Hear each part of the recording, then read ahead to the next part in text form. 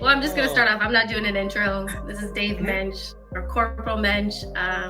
We're on round two. I Hard don't know how many dose. rounds we're gonna do, I don't. Yeah. but we're on Who round knows? two. So you went to New York. How was that? Especially with So we went. the comedian that you went in. Yeah. So me, and my buddy Tommy, we went in New York City last Sunday. It's the comedian Brian Holtzman. Super funny. Very dark comedy. Funny stuff. Just like up our alley. Got a great meal while we are up there, and just got to hang out a little bit. And it actually, it's funny because when we went up into right by the garden and everything else, it just reminded me of like when I brought your brother up there, and I was laughing because I think I was telling you about this. It was funny because he's like, I think it was like March, or I can't remember what time it was, but it was a little colder, and I said, dude, you're gonna need like a scarf and gloves. He's like, nah, it's not even that cold out. I said, the wind's gonna whip through these buildings, I'm telling you right now. And of course I brought extra ones, and like when we got there, he's like, thanks, Dave. I'm like, yeah, dude, I told you already. So you're a Cali boy too, you ain't used to that cold weather and stuff, he's like, all that heat. Was it cold out there this time? Like, well, yeah, Well, it was like 30 degrees, but it wasn't really that windy, so it wasn't bad. Like, it was really nice. I think it was a high of 40, and then like at night it got to about like 30, so it wasn't too bad. It was like we walked 2 miles in, got to go to the historic Strand bookstore, and then we also went into our restaurant we ate at was from the 1800s, and then we went from there. We went into the comedy club called The Stand. So it's Strand, Stand, and Pete's. So it was a good time. It was very good.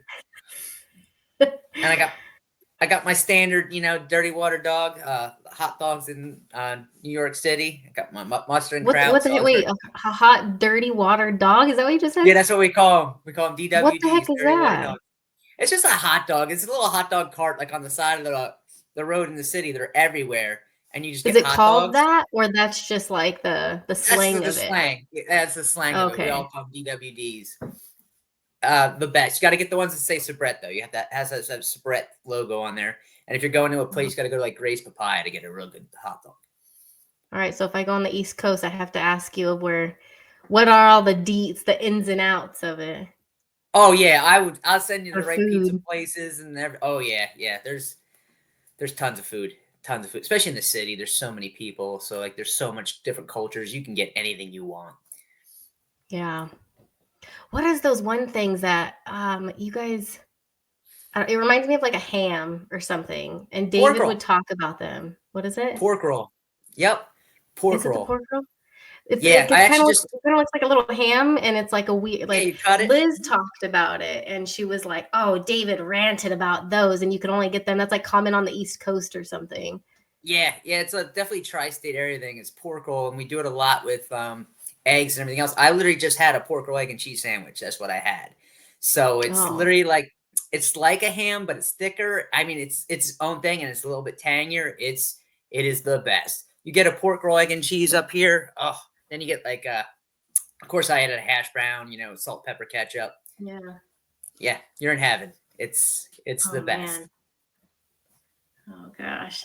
You going to New York, well, talking about like the weather and everything with David, it reminded me of when he went out and surprised you. I don't know what birthday it was. That was my 30th. Your wife was in on it, right? Yeah. She's the one that picked him up? Yeah, that was my 30th. And of course, my birthday, is in March. You never know what you're going to get. There's been days or years where Kelly and I have gone to like a restaurant and ate outside because it's 65 degrees. And there's been years where it's been a snow and a blizzard. And there's been years where it's just kind of like mild. You just don't know what you're going to get.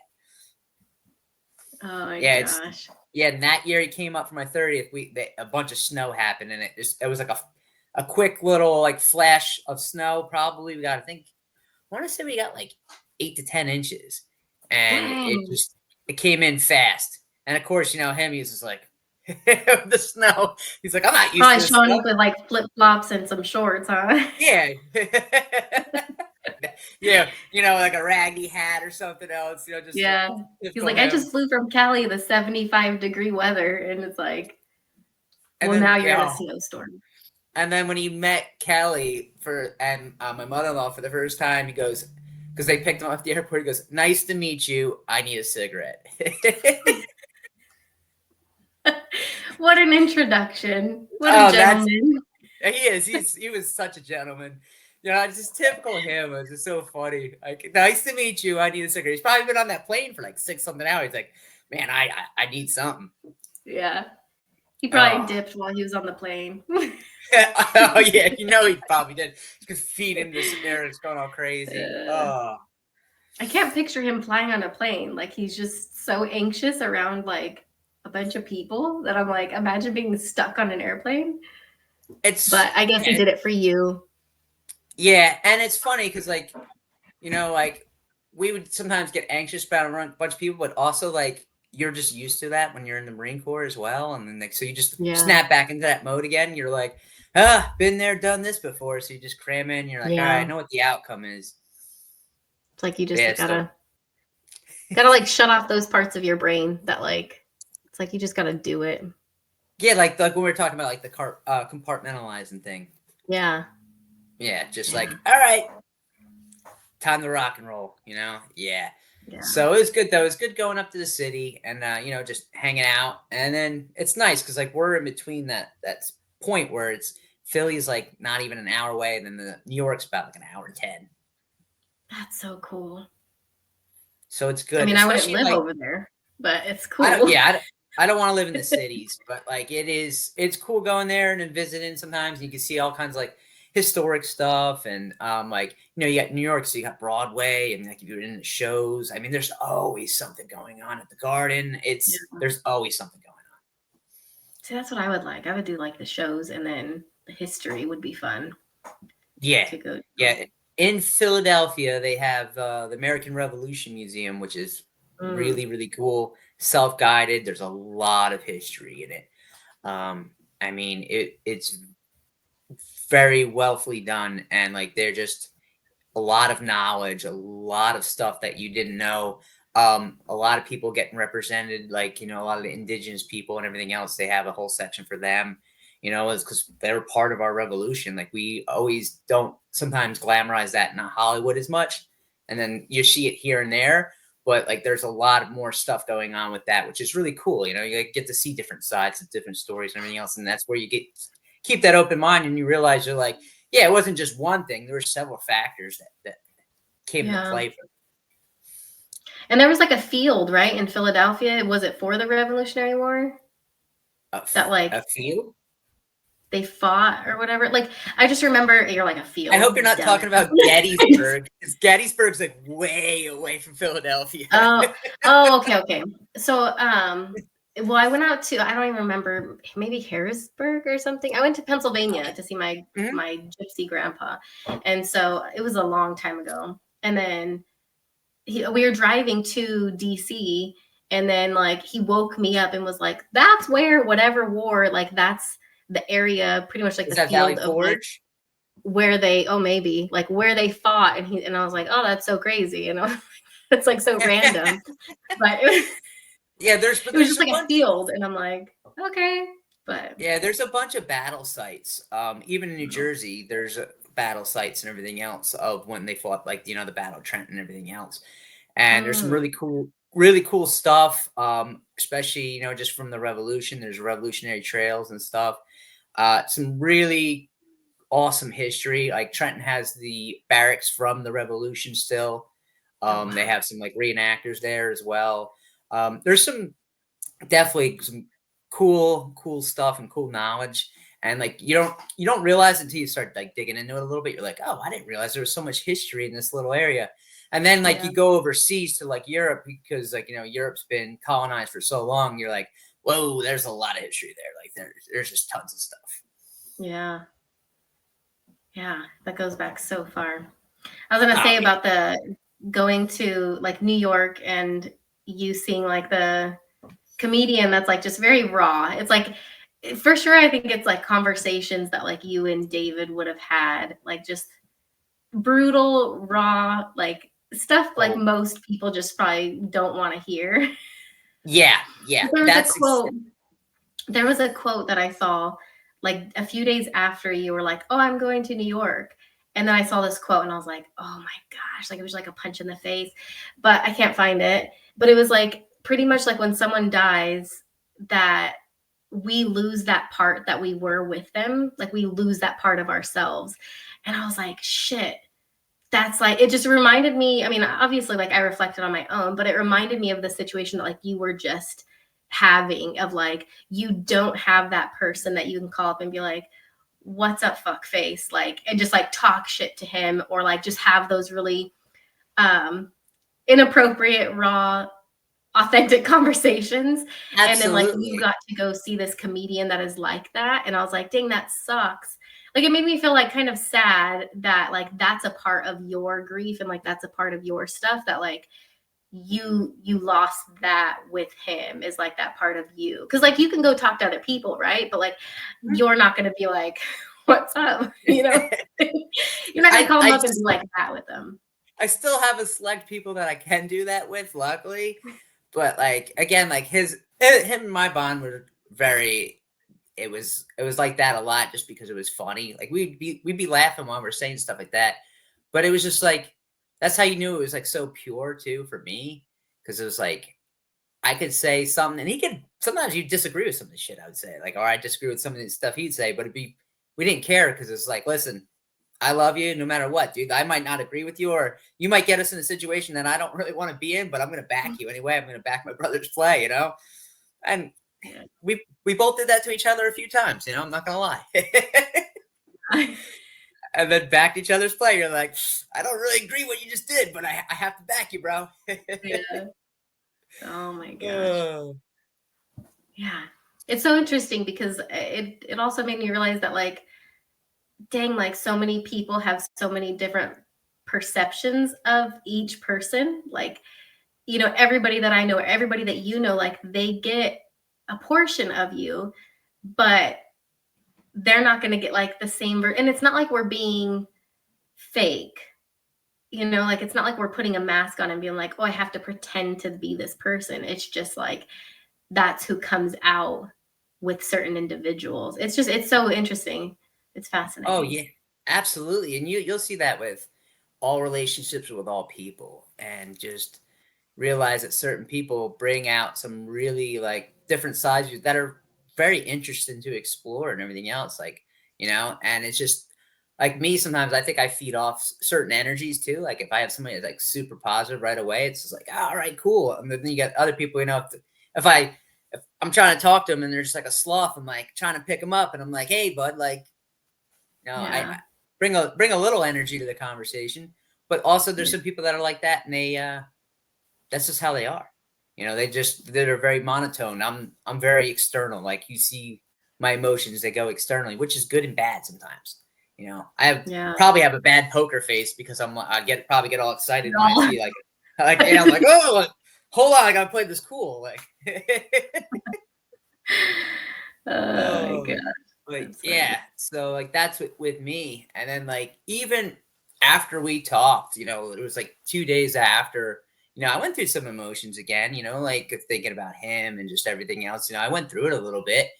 Um, and that just proven again that like grief never like is over, like it was like good and bad. And then of course, like, 15, 20 minutes later, like Guns N' Roses Patience comes on, and I'm just like about to cry like a little baby. I'm like, all right, I gotta change it, dude. Like, stop, all right? Not right now. And he's probably just laughing because he's busting my balls. I'll stop being a bitch. Yeah, he's like, watch this. I'm gonna get him real good now. I'm like, oh, right in the That's feels. funny. You got me. You got me, dude. Yeah. Thank goodness you can't see how dirty my water bottle is. That's good. It blends in. That's why Yeah. I get fresh plastic ones all the time. No, I Oh, felt I had the same. I tried like reflecting on the conversation too, and I'm like, you know, like for me with grief, like I like question. I'm like, well, why am I feeling this way? Why did this happen? Or why that, you know? And so like I'll kind of tear it apart. But like that just works for me. I don't know if it's the right way to do it. But even the conversation after leaving, like our conversations and stuff, I was like grief was way more heightened. And I'm like, dude, what is it about you? You know? But then I'm like, well, duh, like we never actually, like we chatted like maybe a handful of times between him dying, getting information of how to get out here, what the situation is, to like just BSing about life. Like I don't even want to say it was 5 times. It probably was more like 3, Yeah. honestly. Mhm. Like phone call wise, not like texting. Yeah. Yeah. But I was like, dang, we've never been like opening that door to be like, dude, how the hell are you how are you doing? Like, what has this looked like for you for, this traumatic event? And it kind of reminds me of like one of my mentees was just venting about life, and then they mentioned, like with family members, like we go through this traumatic event because their sibling died by suicide as well and was in the military. And so Mhm. they were like, as family members, like we go through this big traumatic event, but then everybody acts like we aren't supposed to be doing it together. Like everyone ends up, like in some families, they end up like Yeah. spreading apart, distance relationships. They all kind of go their different ways, kind of lock themselves away from that emotional baggage and stuff. And I was like, oh dang, not that we intentionally did that, but it just reminded me of that conversation I had with them. And I'm like, dang, like we've never opened that door at all. Yeah, and But that taps back into what we were talking about when we didn't really talk to each other as much sometimes, just because of, I think sometimes we create that distance because we're feeling pain, and like sometimes we don't want to dig into it because then you gotta face the person in the mirror. So now I gotta yeah, go and feel all these feelings again and go through that to process these emotions. But then we realize, hey, that's actually part of the healing process. And the fact that we are facing it a little bit more is a good thing. It's just like if you're not self-reflecting and you're not pushing forward and you're not trying to better yourself and you're just going to stay in the same spot where you're always at, you're not going to grow. You're just going to sit there. You have to water a plant and give it sunlight for it to grow. If you're just going to keep it contained in this small little box and not really feed into it, then what's the point? Like that's yeah, where that comes in. And it's hard. There's days where it's just like I I felt it even when we talked sometimes, where it'd be like we both kind of want to open up, but we're both kind of like, "Oh, I don't know, because of this." It makes it like hard sometimes, but it's good that like we're being like, this is just like so transparent the way we're just talking. yeah, It's actually refreshing and so beautiful because that we're not bullshitting each other. It's just real. Like we're yeah, like, hey, listen, like regardless, we're still gonna go through this shit. Just like we were talking about, like no matter what, it's like we're grieving um to the day we die, but it's not gonna be like always grieving or always depressed about it. There's sometimes grief looks happy. Sometimes grief you're reflecting back on stuff.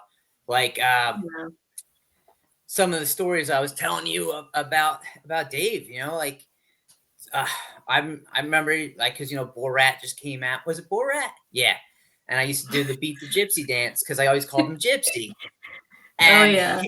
that's why he'd always call me Chicken Hawk or Leprechaun or Midget or something else, and we just joke around, yes, I do the dance, and he just shake his head, and that's like the one time we made him that mix, and it had all the songs that had like gypsy stuff in it, and he's just like, we're driving somewhere, and I'm just playing Fleetwood Mac, Oh my and gosh. he's just like shaking his head laughing. Oh my gosh, that's so Oh, funny. but Yeah, yeah, I it's mean, when you're saying about, what did you say exactly? Like going through it, it like is kind of like what we chatted about like getting deeper into grief. And I feel like that's what it really did. Because I mean, I ended up like reflecting on so many things. It's not like it happened really slow. Like it was super fast of like yeah, just running through different thoughts and everything. And it's like doing like this, where it's like you're approaching kind of new situations, but you're diving deeper into grief. Like us not chatting for like the last 4.5 years about it, it's like it kind of stretches you. It's like a rubber band. Like it really stretches you for you to Mhm. then bounce back. And then when you bounce back, like one, both of us now have dove deeper into our own grief. We are able to heal and process certain parts that like we will never be able to heal or process if we don't do this and really stretch ourselves in it. And yeah, it's interesting. It's very, very interesting. It's pretty Oh yeah. crazy. It's I think everybody has their own timeline with like when they Yeah. want to talk about certain things too. Um I think sometimes with the timelines, like with us, it was just like we probably both wanted to talk earlier and more in depth, but we're just both kind of like, all right, well, you had kids, I'm running around, like we're doing all this stuff, and so you get caught up in life, and then like kind of just like after a while you get comfortable, like you know what, I don't really want to talk about it, and then after a while you're like, you know what, maybe I should really start opening up because for me personally, me just putting that away festered and I think made it a little bit more of an issue. So that way I had to Mhm. really face not just one thing, I had to face several things. Yeah. Yeah. And I think even for me, like, I think there was like this unspoken, like, I didn't know how you felt if I was to like go to you because I know like it also sucks for you. Like, I have that understanding that like it's not all about me and it's not like, oh, I'm his family member, like you don't understand type thing. It's like, no, like Mhm. you guys were willing to die for each other, like hand in hand, that it's like it's a whole different, like you talked about, like the like trauma bonding. It's like that's a bond that like I won't understand with him. I have trauma from childhood, but Yeah, well, I'm sure. We but all have but those yeah, like it's things. like um like it was like just that unspoken, like I don't know where you're at, so then I don't want to be overbearing and stuff. And I think that even with like some other people, like one other person that might think like, oh, I'm kind of like, in a weird spot, and so then it's like I don't want to make them weird or uncomfortable, but then it's like I'm in a good place, and so it's just like, it's like a tug and pull. You don't know what to do, and but then it's like, oh well, if we just talk to each other, which, Oh, yeah, I but mean, like, that's the funny thing about just us humans as general. A lot of times, like, people are feeling similar or they're feeling, like they want to talk or whatnot, but we try to, like, we have sometimes so these mannerisms and everything else, or just society as a whole, where we like hold back or like we don't sometimes always say certain things. And it's fun once you start breaking that barrier, especially with people, like, and they realize, like, oh, just being very open with them, the connection just to them or just like life in general, it's so much better. Like but it's yeah, hard because like you get that weird, like that. Oh, are you comfortable talking about this? Are you not? Are you gonna like? Sometimes it's like people are like, are you gonna judge me for what I'm gonna say to you and everything else? And that's where yeah, I like go back to like the conversations with him and a couple other people I have. Like with David, it was just like that's where we come where no matter what we said, it was just pure. It didn't matter. Like even if we were just joking or it was grotesque or something insane, it didn't matter just because I knew no matter what I said or what he said, or even if we were joking or we were being serious, it was it wasn't taken out of context. It was just there's no judgment on it because we know what they really had inside. You know what I mean? And we all say yeah. stupid things sometimes. My mouth gets me in trouble all the time. So I think that's the like it's beautiful part is just when you can be authentically you. And that's for anybody, just that's with anybody, is like you could just be authentically you, and like the person is just going to receive you as that and not like judge you, because there's no questioning of like, oh, do they think this, or like there's just no doubt. And it's like when you have a yeah. relationship that's like that, gosh, it's so pure. And it's like what a firecracker of a relationship for in any form, Oh, friendships or absolutely. spouse. It's like if you could just be authentically you and like feel that no judgment from one another, it's like the It's world's the world's a playing field. it's the best. And then when you're authentically you, you attract people that are authentically themselves too a lot. And Yeah. it's like just like you guys everybody just gravitates towards each other and then it's makes just like friendships and all of it so much better because you're just like, yeah, he's crazy, but he's a good dude, you know. Yeah. I always see those reels really quick because I want to talk about authenticity. But I see those reels, it's like the military reels where it's like, oh, my alarm is going off to have an interview with you. Well, luckily you got it, you know. At least I'm not late. Yeah, right. But it's the military videos, and they're like, "Oh, I would give my life for this guy," and they're like, "Oh, but is he a good guy?" And there's like, "Absolutely not. I would not trust him with my things." It's like, but you said you would die for him. Yeah, absolutely, I would die for him. Yeah. Like, my brother in arms and all this stuff. It's like, but you won't trust him with like your water bottle. Like simple things, and it's like, absolutely not. You can't trust him with none of your stuff. It's like really Yeah, great that guy. was. Like, it's like that tug and pull. It's so funny. But I'm like, because I've heard David talk about that with some people, not with you, but like certain people, it's like great guy, but like I'll never have you around him. Like if you needed anything, he would be there to help, but no, he's not going to just come hang out. Like I'm like, Yeah. what? That doesn't like it didn't make sense to me. But now I'm like, as I got older and just understand like Marines or just military in general, I'm like, it makes sense.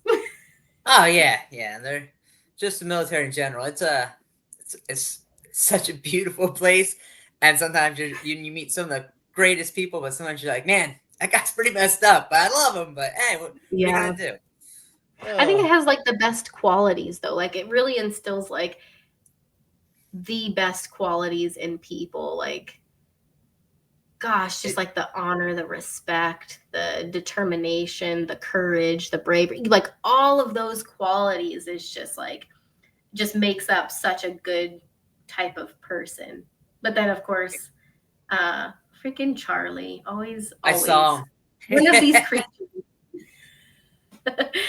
um, Oh, but yeah, it's pretty cool. But on the authenticity, it's interesting because like the more like authentic that I am, the more that I can recognize in other people that like kind of pretending in a way, and like they don't feel, you could tell like they don't feel comfortable to be themselves. And I'm like, oh, like I just want to be like, it's okay, you could be you, like that's yeah, okay. like But it's nice like your because then I hair could now. still look at them as like, oh, that's where they're at, and like I just have more compassion, and then I still just meet them where they're at. But it is so different when you interact with somebody that's just authentically them, because then it's like you're not tiptoeing, or you don't see the other person kind of tiptoeing and being like, oh, what can I say, what can't I say, kind of thing.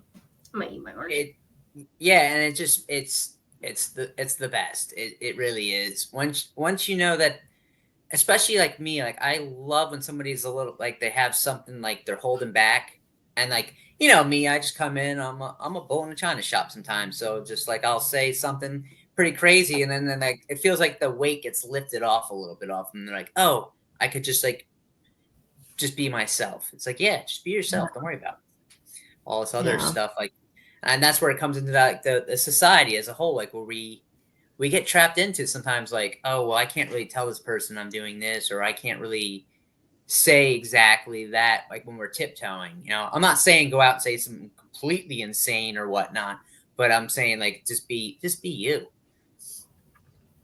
It was interesting. I don't think I even texted you about it, but hopefully I don't cry during this conversation. I'm just kidding. We'll see who cries this time. I'm just Let's see who kidding. cries first. Uh, All right, it's a competition. No, it's it was cry actually roulette. really interesting because when, like diving into grief more, I was like, oh man. And like just went through like all the, I don't even know what to call it. I don't know, just Stages. all the thoughts. And then Okay. like I reflected on how some of my family members, like still probably till this day, are like much resistant on that, like he actually took his life. And so they're like, oh, what about this, and what about that, and what about this, and like I mean there's still times where I'm like, oh, one of these days I'll probably run into him at a bar playing pool or something crazy. um Yeah. and then I'm like, oh, I wonder, because one of them, I'm not going to say who, but a family member was like, because none of us seen like did the, what is it called? The viewing, like view to like confirm or anything. Mm-hmm. And because he was like in Oklahoma and we're all in California.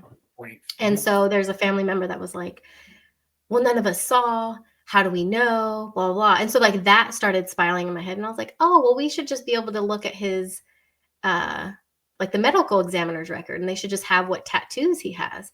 And so I started looking through all my emails of like different documents that got sent to me during that time. And then like I can't find it. And I was like, crap, did I even get one? And so then there I am emailing the Oklahoma medical examiner and be like, Yeah. can I get this record? And sure enough, it was a record that I didn't even get before. And it was very detailed. It had nothing about his tattoos, but like, I'm like, oh, well, come to find out it's because like it was such a death that they're like, we obviously know who it was because of all his, probably because of all of his, like his wallet, his cell phone, like it was just him at his house kind of thing. And Yeah. so, yeah. And so they're like, we know what type of death it was and who it, what, like it was at his house. Like, and so they're like, they didn't really. And then I'm thinking, well, he had a ton of tattoos. Like if somebody is like full covered, would they really be like, we need to write down all these tattoos? But yeah, they didn't have them on there. So I was like, damn it. But it was like another layer in grief to be like, oh shit. Like reading that, I was fine reading it. But like there was one part of it, I don't even know if I should say on here, but there's one part of it that I was like, ugh. Yeah. And so, but also like I did criminal justice. So I'm like, I kind of get these types of documents and like what they're writing on there and like what they have to put on there and stuff. So it was very fascinating, but at the same time I was like, it was It's interesting. It was interesting. fascinating and like sad, and it's a again you're going through that, and I guarantee you it's like a rehash of emotions too, because Yeah, it was you're looking weird. into in that, so it's like just really weird, and you're just like, oh, like yeah. If they would have said right away though that with a tattoo, if they're like, there's a peg of pony corn on his arm, I'd be like, yep, that's him. That was my I guy. know. I thought of that one, and then even like the one on his stomach, and then like there's certain ones that I was Yeah. like, oh my gosh, imagine if they would have to write this down like in their professional work and be like, oh, it's on this arm. I'm like, oh gosh, these poor I would have see people. that. I would enjoy reading just because, like, you could see how he lived, you know. Yeah, so Oh, ridiculous. Oh my gosh. oh. But yeah, very, very interesting. Yeah, so speaking of pool, I have a funny story about him playing pool. Yes. I want to say we were in a typhoon or something. We were in the barracks and we are playing pool, and he was really good at pool, like really good. Yeah. And somebody started talking like some smack, and of course, he's not going to back down. He tells this guy, he's like, "I'll beat you with a broomstick," and the guy goes, "No, you won't." There he goes. He grabs a broomstick, takes a knife, sharpens the broomstick, chalks it up, and decides just to run the table, not once, not twice, but 3 times on this guy, and just whoops his ass, and the guy just walks out. I mean, like, just typical him, like, just him to the T of just pulling off stuff, and especially in pool, he was so good. He was so good. Stupid good. Like, Yeah, and I then, don't like, with his even English and know. Like, everything. I get that you guys like might play pool in the military, but I'm like, how? I mean, he was really good at like math and geometry. Like, he was good with all of that stuff that like he would tell me, oh, you just need to curve it to this degree. I don't know what the hell that means. But Yeah, he would like, with the numbers and everything, his brain just, like, Einsteined it, and he figured it out, like, right away. Like, the one time I'm like, "Hey, dude, I don't know what's going on here." He's like, "Oh," he's, like, breaking it down. I'm like, You coulda spoke this in Greek or Japanese or any other language, and I still woulda understood it the same exact way I'm yeah, understanding now." But, yeah, yeah, he was a little whiz kid, especially with that geometry, and that's where the pool came in because all those angles. He was yeah. always, like, doing all kinds of weird stuff with the cue and the balls and everything else, and then that's that one bar we used to go to, Fast Freddy's. They had 7-foot pool tables, but they had, like, probably, like, Dang. 25 of them. So they had, like, 25 pool tables, so we'd play pool all the time, and Yeah. he would just beat me up all the time, and I maybe won one game, and that's probably because he let me. Yeah. Oh, probably. He Probably tried felt bad. when we were in Sacramento, we were living at my dad's, and like it was a little bit after he got out of, or not that he got out. It must have been like 2000. Oh, I don't even remember what year. But he moved back from North Carolina. Mhm. So it had to have been 2012, something like that. But um and we were up there, and so we would always go play pool, and he was like trying to teach me like as if I was going to be like really good. I was like, I'm not getting this.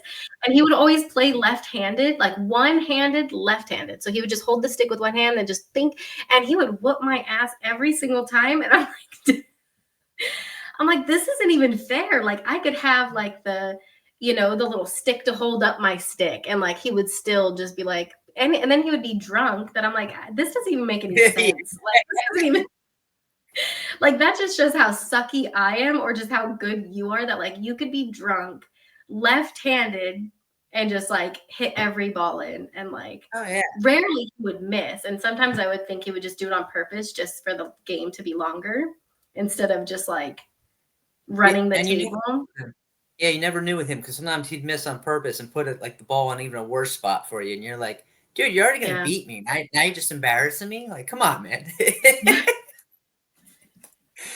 Oh, it's like no respect around here, you know. And he's like, oh yeah, that's because you don't meet the height requirements to get respect. And I was like, dude, come on. Oh my gosh. And he But was that's like why I what, held the six? stick in it. Yeah, that's why I'd hold the stick out. And You like, guys am I are gonna have like, to beat the gypsy? oh my gosh.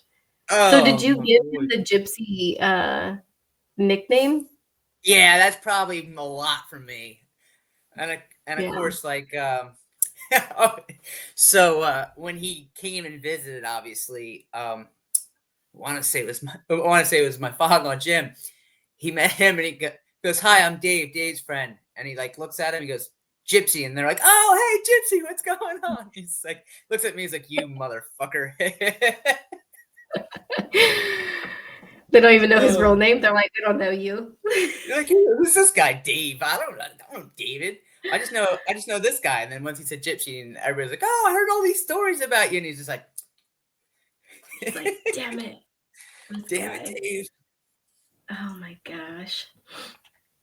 My Ah, cat, like, yeah, I tried telling someone, I'm like, oh, because like I'm a believer of God, and like they're like, oh, well, I think it's within us. And I was like, oh, I'm not that cool to like make the tides of the waves in the ocean and like make the planets like circulate. Like I don't have that power. So there's something way cooler than me out there than me doing that. I'm like, I can't. I'd screw it up somehow. we're supposed to though, you know, like Yeah, that's why we're here. We're here to learn, you know, and like for me, I believe in that as well. I believe in God, but also like in the universe as well because that's part of God, you know, just yeah, all. And then, but for me, I think we get reincarnated. I think we come back a couple times yeah, because you think I'm just gonna learn my lesson after what 90 to 100 years. If I get that, I'm lucky. I don't know. And I feel like there's people that are here for certain reasons and for certain times. And you know, I feel like there's especially like you know, there's certain outs that you can get, and there's certain times where you're like, I got to be here till this time to show other people to learn this lesson. And yeah, like that's what I like to believe with even with David. Like I think he was here for that certain time to influence enough people, and then once he knew he left his mark and he did what he was supposed to do on this cycle, he that's when he could leave. yeah. Is that what it is? I don't know. I like to think that, you know, like that's I think that's way nicer to way to think about it than just being morbid. Like that's Yeah. just how I am. Yeah, I don't know how people are like, nothing happens. I'm like, I don't think we're cool enough to be like, we get to enjoy this life, or maybe not enjoy it, depends on the person's life, but get to enjoy this life and then be like, that's done. Yeah. And Like, yeah, I and if don't that's think what you so. believe, that's fine too. Like, you know, Yeah. it's your personal thing. But for me, and like, I just always feel like there's just so much more. There's so Yeah. much more to just there, and there's so much phenomenons and stuff that's happened. You know, And then, there's good and bad, like just like everything. Like there's good and bad stuff out there that happens, and you're like, why does this bad stuff happen? But sometimes the bad stuff brings out even more good than people realize. Yeah. Yeah. Say that again. The bad brings out more good. Say it. Wait, yeah. Yeah, Say it again. yeah. So like something bad happens, you see just perfect instance. Your brother, absolutely horrible, something like detrimental and very bad. But the light that it shed on all of us and the fact that we are being more open and we are Mm, seeing more of life and living our life more to the fullest, I think, than ever. That's a good part of that situation. I mean, yeah. it's horrible that he's not here, yes, but it's also we've seen something, we've been through stuff, but now we're actually living life and being deeper than we've ever been. And sometimes, like I feel with that horrible situation, there's still good that came out of it. Yeah. It's just I wish that good came out of a situation that was not horrible like that. But you Yeah. see it even with natural disasters. I think it's what Mr. Rogers has a quote. He's like, "Look at the helpers." Whenever like everybody's always like, "Look at like the Mm, tsunami," or "Look at this." He's like, "Look at all the people that volunteer and help. Look at all the people that are like, donating and doing so much and like they go all fully unrecognized and they don't want to be recognized. They want to just help. So like the volunteers and just all that stuff going to help natural disasters and like that's always what I try to focus on instead of always focus on the bad. Like, yeah, this is a bad situation, but if we have all these people that are doing all this good stuff too, like just think about how many lives they're touching and everything else. So yeah. that's that's a beautiful thing. Yeah, I just saw a thing from I think it was Tony Robbins that was like, "Oh, it's the life that you focus on." Like, like we could focus on all the horrible things, and it's like, yeah, like there's plenty of them there, and then some. Like we could always find something horrible, especially with like, like a death. Like you could always find all the bad things about it, and then we could just fester in that. But then, yeah, there is definitely a lot of gratitude, and I think it comes with like a lot more, at least like with me, like this emotional maturity as like I've matured emotionally, especially in the last 4.5 years, that it's like I can find so much gratitude because I'm like, as much as like my emotional side would have been like the previous Brie would have been like, oh, I would get rid of everything that's happened in the past 4.5 years to have him back. But then Mhm. like the mature me is like, no, like this is exactly like where I'm supposed to be with, not that this was like my purpose and God was like, you're going to do this because I'm going to cause this. It was like, no, he took like this happened and like now I'm going to use you to do all of these other good things. It's like you want to just like fight the person or thing, You want to be angry at whatever caused it and then it's like, you asshole, like it was you. Did Yeah. you ever feel like, as a Marine buddy, like, did you ever feel like guilty because, how do I say this? Like, because like in the military, you're supposed to like look out for your brothers, like your fellow buddies. Like, Mhm. is that part of like the navigation of like the guilt? Is like, do Yeah. you feel like responsible in a sense? Like, oh, Yeah. okay, I'd say that's part of it, and like the other part of it is what like I don't think him and I would have to serve together for me to be that close with him, just because of yeah, just who we were. But me serving with him brought us that much closer, and yeah, it's just that instantly, no matter what, like there's always a that if you go too deep into it, there's always that question of guilt and just like what the fuck, like could I have done something? And when you play that game though, and you go too deep into it, it's unfortunately it's already done. So you can't go thinking about the past. All we can change now is the present, and our present's going to make our future and everything else. So like all I yeah, got to do now for me personally is keep working on my present, and try to have as best days as I can. Continue to push forward, continue to grow, continue to be a better, person, husband, just everything, and just continue to be the best version of myself. yeah. And even with And that, like the layers of it, because I know, like, I mean, I've done those spirals, and it's like having, like we oh have yeah, to like re-forgive ourselves and re-accept, and it's just like more getting deeper. And like I would ask myself the questions, like especially when like my family members would be like, oh, he couldn't have done that, right? Like there's no way, like it had to have been somebody else, or it was an accident or whatever. And like I would dive down those rabbit holes of like, oh, would it have been an accident? But then I'm like, like he wouldn't have just had, like the weapon just hanging out, and yeah. and I'm only being like vague because I know other people are gonna listen.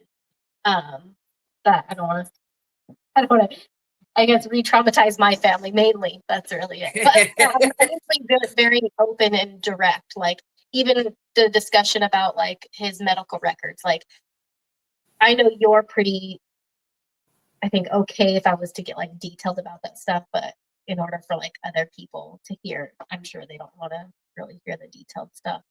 Yeah.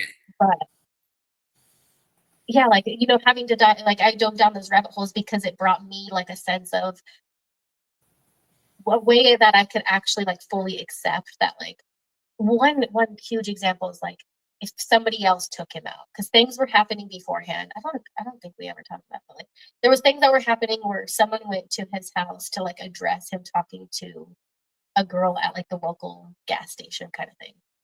And I don't know if he wanted to like date her or just was like trying to ask her out or something like that. Well, her family members went to his house to like address him, was like, hey, you pretty much can't go there. And so then like people were like trying to say like, oh, well, what if they did something, and started doing like that type of stuff. And so then I had to dive down the rabbit hole of like, oh, would that have been a possibility? And like had to peel apart like all of that. And then it had to peel apart like, oh, well, what would be the difference in my grief if it was suicide versus murder, right? And then I'm like, that's where I came to like, oh, well, the one difference, no matter what, it sucks.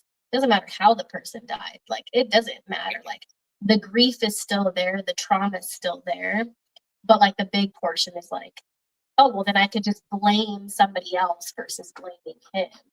And but then it's like, oh, I could just drive myself crazy by having down. But I could just drive myself crazy by doing that spiral. But do you have to, Cooper? Yep, he Uh, does. yeah, like, but it's like you could drive yourself like crazy just by like doing those spirals of stuff, or like hyper focusing on it. And then it's like, in the end, I'm like, I understood what was happening, one, where his mindset was, and like all of the stuff leading up to that.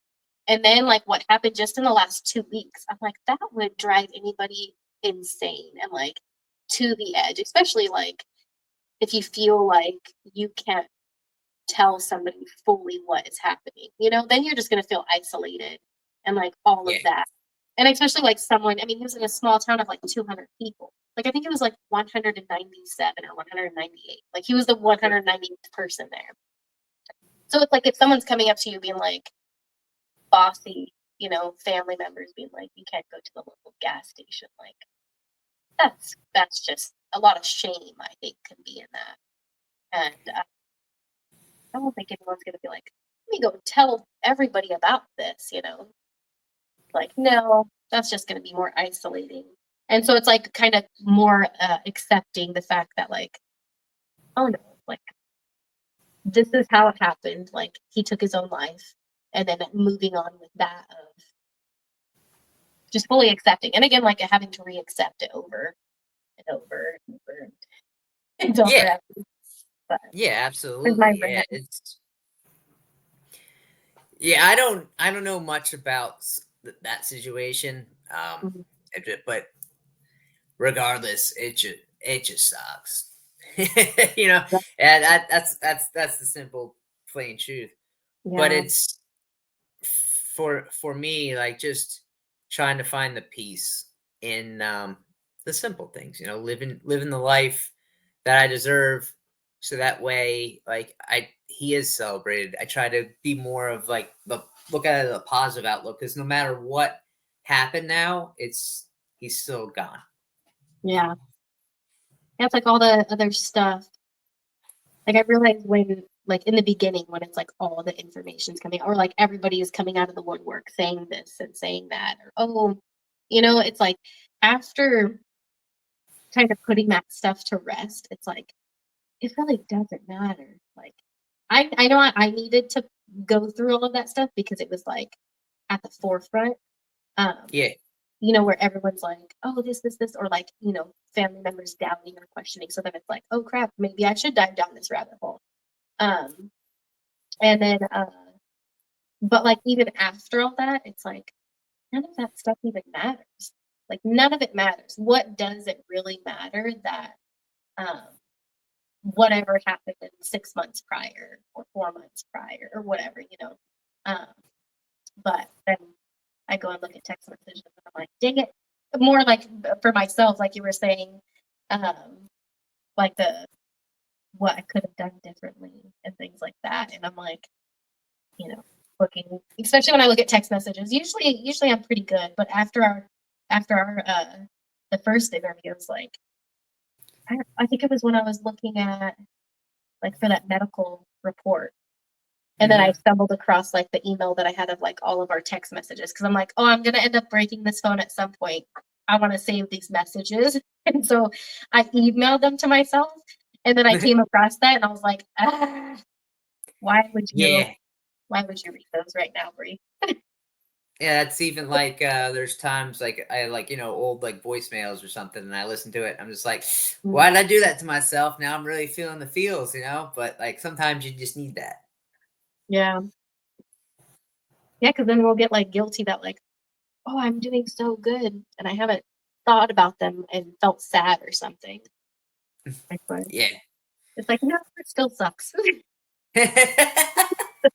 Yeah, and then I hear his voice, suck it the fuck up, pussy. And I'm like, all Yeah. right, dude, I'm trying. All right, I'm trying. Yeah. Yeah, interesting. I think a big like misconception. I don't know if it would be a misconception, but like with people that like die by suicide, I hear it from like people that don't know grief, or even some people that know grief and they just will say nothing. Is like kind of like how could they, and it's like, oh well, like their brain wasn't thinking properly. Like if we're stressed out, like our frontal like logical thinking shuts off. So it's like if someone's so stressed out and they're so to that point, their logical thinking isn't thinking like, oh, it's like they're not being rational. Because then if they were being rational, then they wouldn't react in that manner. But yeah, interesting because we kind of can blame that on like, Yeah, well, they should once have you thought about me, or they should have, and it's like they're not thinking. yeah, yeah, once you get to that point too, I think of that you're obviously not rationally thinking because you're just thinking that like you just want to end your pain or something, which is there's so much brighter days ahead, but like they I feel like they just get stuck into like a tunnel vision of nope, this is it. I don't want to feel this anymore, or however they want to be. But it's hard because like if even if you explain to certain people like or you try to talk to them and be like, yeah, just hang in there. Better days are gonna come. For them, they feel like there's no other option. I feel like that's how they feel. Yeah. I don't know if it's true or not, but I think that's where they get to that point where there's no other options. I'm better off, and everybody's better off without me. When that's the biggest lie, because they're not, Yeah. And if they just found that outlet or something that they needed, um, things could have potentially been prevented. But you know, just it's just an unfortunate part that we see way too much since like almost humanity, like there's suicide's been around for a long time, and it's just Yeah. I don't think it's ever going to get any easier because it's just there's so much unanswered questions. I think that's what the biggest thing is.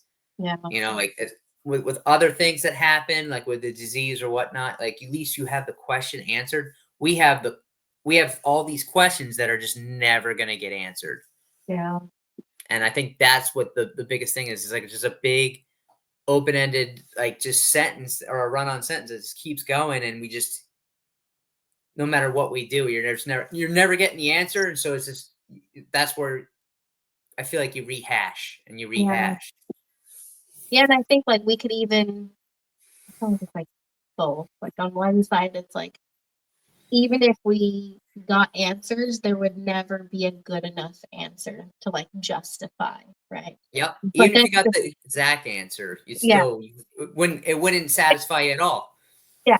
But then at the same time, it's like for me, it's like understanding just like because like I went through like all this life, like I like dove into the grief onion because I'm like I thought I was gonna like beat it, and I'm like I'm gonna figure all this out because I want to feel good, and then it didn't matter what I did, and I'm like, oh, there's just always gonna be that hole in my soul, and but when I was diving, it's like I reflected on everything, like from childhood. I mean, I asked you questions like, oh, do you know about this? Do you know about that? Like, just because I was like diving down the hole of like from childhood all the way up until like his death.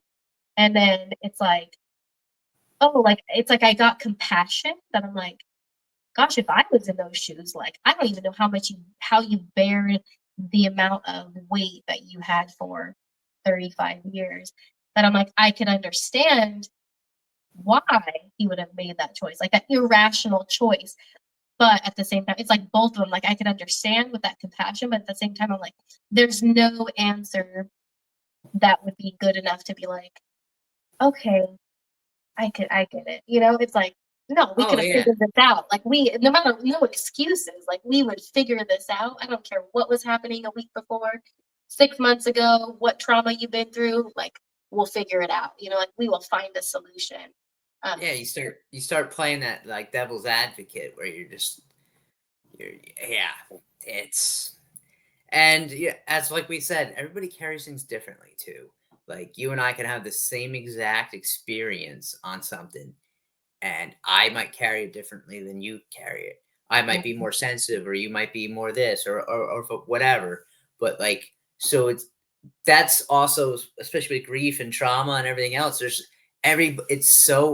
Uh, it's so, what's the word? So custom, I guess, to the person. Mm, Like mhm. the grief, it's so just its own thing, and that's why there's no like just one little pamphlet going, here you go, the problem solved. No, because everybody's a little bit different. Some people can literally just go and be done and be okay.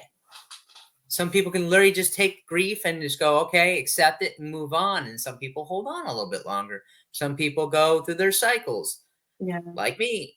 There's some days where I like, you just go through it, and it just, Mm, none of them are wrong either. yeah. Like my great uncle, he was in World War I. Like he saw a lot of stuff, and with death and stuff, he wasn't. He was a true believer in God, and he just be like, all right, say his prayers, and everything else, and be like, all right, I'm done with that, and he go on to the next thing. But Just that's just let how it he go. was. Yeah. Yeah, yeah, and there's nothing wrong with that at all. Like sometimes I envy that. I'm like, I wish I could just be a little bit, I could let go like that, but that's just not me. Sometimes I'm a little bit more, especially lately, like digging into my own stuff with self reflection, realizing like how much you were suppressing. So then when you Mm, suppress for so long, you either go way cold or you start waking up and you're like, whoa. And then you go for that one, especially for me, it was like 1 or 2 months of like really feeling a lot of stuff because I suppressed so much stuff for so long. So it was like overwhelming. yeah. It's like it just starts coming out even more. Now, like you don't even realize it. Yeah, because you had your dam going up, and then you just released the Hoover Dam. Now all this water's coming through, and you're like, "Whoa, what's going on?" I don't. That was like the emotions. You're like, "Oh, slow back down. We got to slow it down a little bit." Yeah.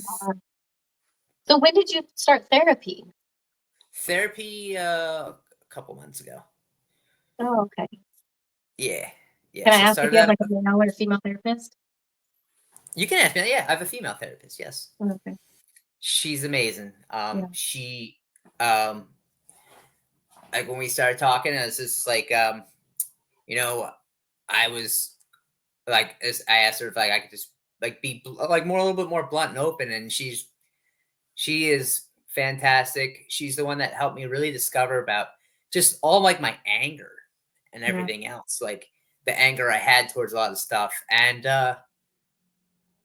I'm a very goal oriented person, so like Mhm. a lot of times it'd be like, "Hey, Dave, these are your goals for this," and it just makes it a little bit easier for me because then it gives me something to work towards. And like everybody thinks like therapy is like especially a lot of the I'd say like older generations think therapy is just like a it's got like a negative connotation. It's like somebody helping you guide in your life a little bit too. It's just like we're talking right now. This is like a therapy section, Yeah. so it's not like it's got all this like negative stuff like, oh, you're in therapy, like you must be just completely ruined or something. It's like, no, it's like I just do that so that way it helps guide me, and I'm trying to be a better person. So like for me, it's just like I try to use that to be a better person and communicate better as well too, because I was not always being a good communicator on certain aspects. Yeah. Yeah, it's like I think some people can think it's like what is it? Like as if they're telling you like you have to be this way and you have to do this. It's like they more I guess like they kind of like hold a mirror for you to reflect on your own self and you kind of figure it out in a sense. And like Yeah, there's many times like my therapist will be saying stuff and I'm like, tell me if I'm being an asshole. Like tell yeah, me. exactly. Like, and it's finding like it's good because they're giving you information from more of an outside perspective. They don't have any skin in the game, Yeah. so they and I get called out on my shit because I have shit too. Like there's stuff I do. Like I'd be like Mhm. thinking something, and be like, Dave, take a step back, look at the whole picture, and it's like, yeah, I fucked up there. That was on me. But then Yeah. it also it's a lot of accountability. I feel like that's Mhm. what it really for me. That's what it really is. It's like holding yourself accountable too. You're like you are really looking into your own being, your own self, and you're diagnosing and realizing like let me fix this a little bit. Let me fix that a little bit, and there's nothing wrong. It's like giving yourself a tune up, Yeah. mentally and then reflects physically as well. So, like, I feel like the negative connotation from it, like from like the older generations, because they would always be like they look at it like it was like a bad thing. It's not. It's for me. It's not what I think some people have with that. With that, I think it's very good. It's helped me out tremendously, um, and it's helped me grow and be a lot more open minded than I would think I would be. Yeah. What today, Junior? What Yeah. let me grab my charger real quick and I'll ask it just so I don't talk about it. Um,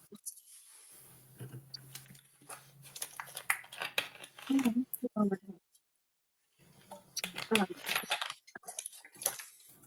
since I'm using my phone.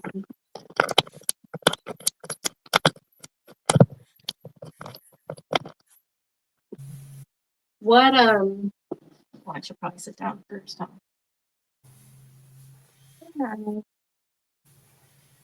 Uh, like what helped you be open? Like, no, what's the question? You said you're more open minded. What have you found that you've been more open minded to? Just a lot of more like just deeper conversations. I was Mm, living a little bit more of a shallow conversation life where I kind of would just like push things away. like more surface level? Yeah, I was a little bit Mhm. more surface level and I felt like I wouldn't always look at stuff from different perspectives You wouldn't look at them with different perspectives? on certain subjects. Yeah. Mm. Would that just be for anybody? Because you mentioned like you would be, I guess, not judgmental with things between you and David. So would you be like not judgmental, but more closed minded to like other people? I'd be more closed-minded towards just like certain like things like, a little bit more traditional, my mindset and everything. So sometimes there are certain like, subjects that I would be like, oh, like I don't really know about that. And I've I've always been open minded about a lot of things, but like there was just certain things I was very key on. Yeah. Um, and I feel like I've like just opened up a little bit more and to see things from a different like side and different perspective. Yeah. You know, even within like my marriage and stuff, just like like talking with Kelly and like trying to see things more from her side as well. Like that, it's helped out with that for me. Yeah. Do you think grief has played a part in, or has, how do I say it? You don't have to answer it there because I could cut it out. Um, have you seen it reflect in other relationships, like even with your marriage, like the grief? Yeah, Yeah. yeah, absolutely. It's definitely put some things like some burdens on some like relationships I had with friends, family, and everybody personally, just because of the way I didn't always feel like I was up to like you know being myself. Mm, like you couldn't be yourself? No, I could be myself. I just didn't feel like just like being like just around anybody. Oh, gotcha. More like So you just seclusion. like kind of like we're like shut off from that. And that's kind of where a lot of this like, hey, I need to really work on myself again stuff. That's where like, Mm, you know, when I walked into jujitsu, because it was like it was yeah. getting to a point where I was getting like, oof, it's getting a little rough. Did anybody like call you out on that, or was that like your own self realization? What Like, oh, before I hey, went to jujitsu? yeah, like that you were just kind of more secluding yourself and it's like you need to go do something. Get out. Um, I kind of called myself on it. Also like Callie definitely she definitely noticed like a difference and stuff. Yeah. It's hard to not notice a difference a little bit when something like that happens. Yeah. I was gonna Yeah, say so too about the therapy stuff, especially like other generations, is like, oh, I think you hit the nail on the head, is that I think a lot of people, but definitely other generations, they don't want to have that accountability. They don't want to look at themselves and say, oh, I am not doing the right thing, or like have that self-reflection and for sure that accountability. Um, and therapy for sure does that. You have to look at yourself, and they pretty much, I mean, I say that about kids though, is like kids and they're just very similar. Like they hold a mirror about who you truly are and they will reflect it back at you. And it's not fun to see and it's it's brutal. But for sure, like it's therapy is just like you're facing yourself and you just have somebody outside of your emotions and to just kind of, I feel like, reflect back what you're saying or feeling or whatever and just giving you that other perception of life. Um, and I see that even with, I mean, I say it like my mentees. So like like I'm a mentor through other people that have lost siblings to suicide that were in the military through the organization TAP. So if anyone's listening, um, and so I say it so often. I'm like, well, from my perspective, without all the feelings, because the feelings could, it's like we have these goggles on because then we can't see things clear. We're going to be irrational because we're like all boiled up inside. And then I'll just tell them like what my perception is. I'm like, well, from outside looking in, this is what I, am seeing from like a higher view.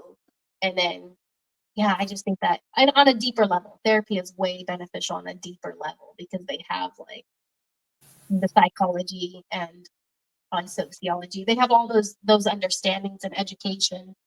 Um, yeah, that's my rant. yeah. Well, you also need somebody who's gonna call you on your shit. Yeah, You need somebody who's just gonna be real and like not just tell you, oh yeah, you're doing great.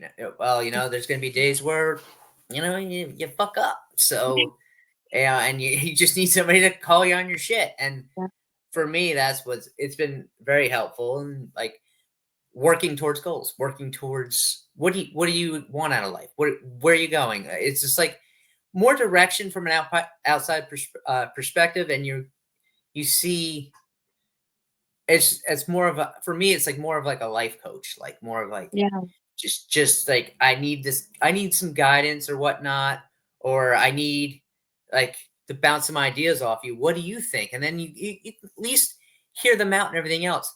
You know, you could totally go against their advice, and sometimes it might work, but a lot of times probably not going to work. You know, so you got to go through the motions, but at least you have like, for me, it's good to have somebody that I could just talk to and be just unapologetically myself Mhm. and open, and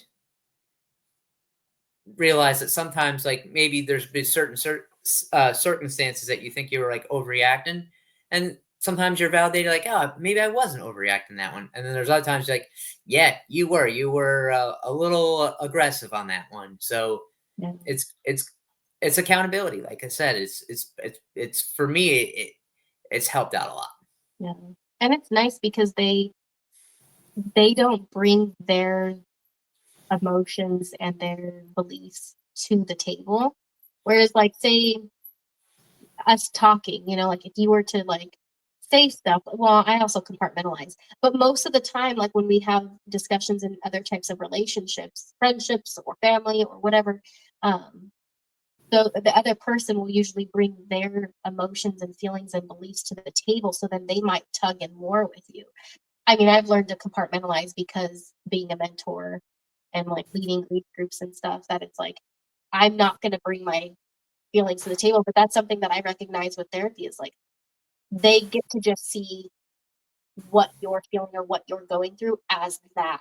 They don't bring their opinion, they don't bring all of this stuff. They just bring what they've studied to the table, and it's like, hey, let's address your situation. And it's really cool because when they learn more about you and how you are, then they can really even more so dive even deeper into why you're doing things and all that. And that's something that I use therapy, like you said, is like a life coach. Like I'm like, I'll go to my therapist and be like, I want to start working on values. Like let's dive into values and what mine are and how I could change them to something else, and like really figure things out. And they'll call you out and stuff. Gosh, there's one thing that in the very beginning, which I didn't even know this about myself, but she was like, "Oh, you really run towards fear," and I was like, "What?"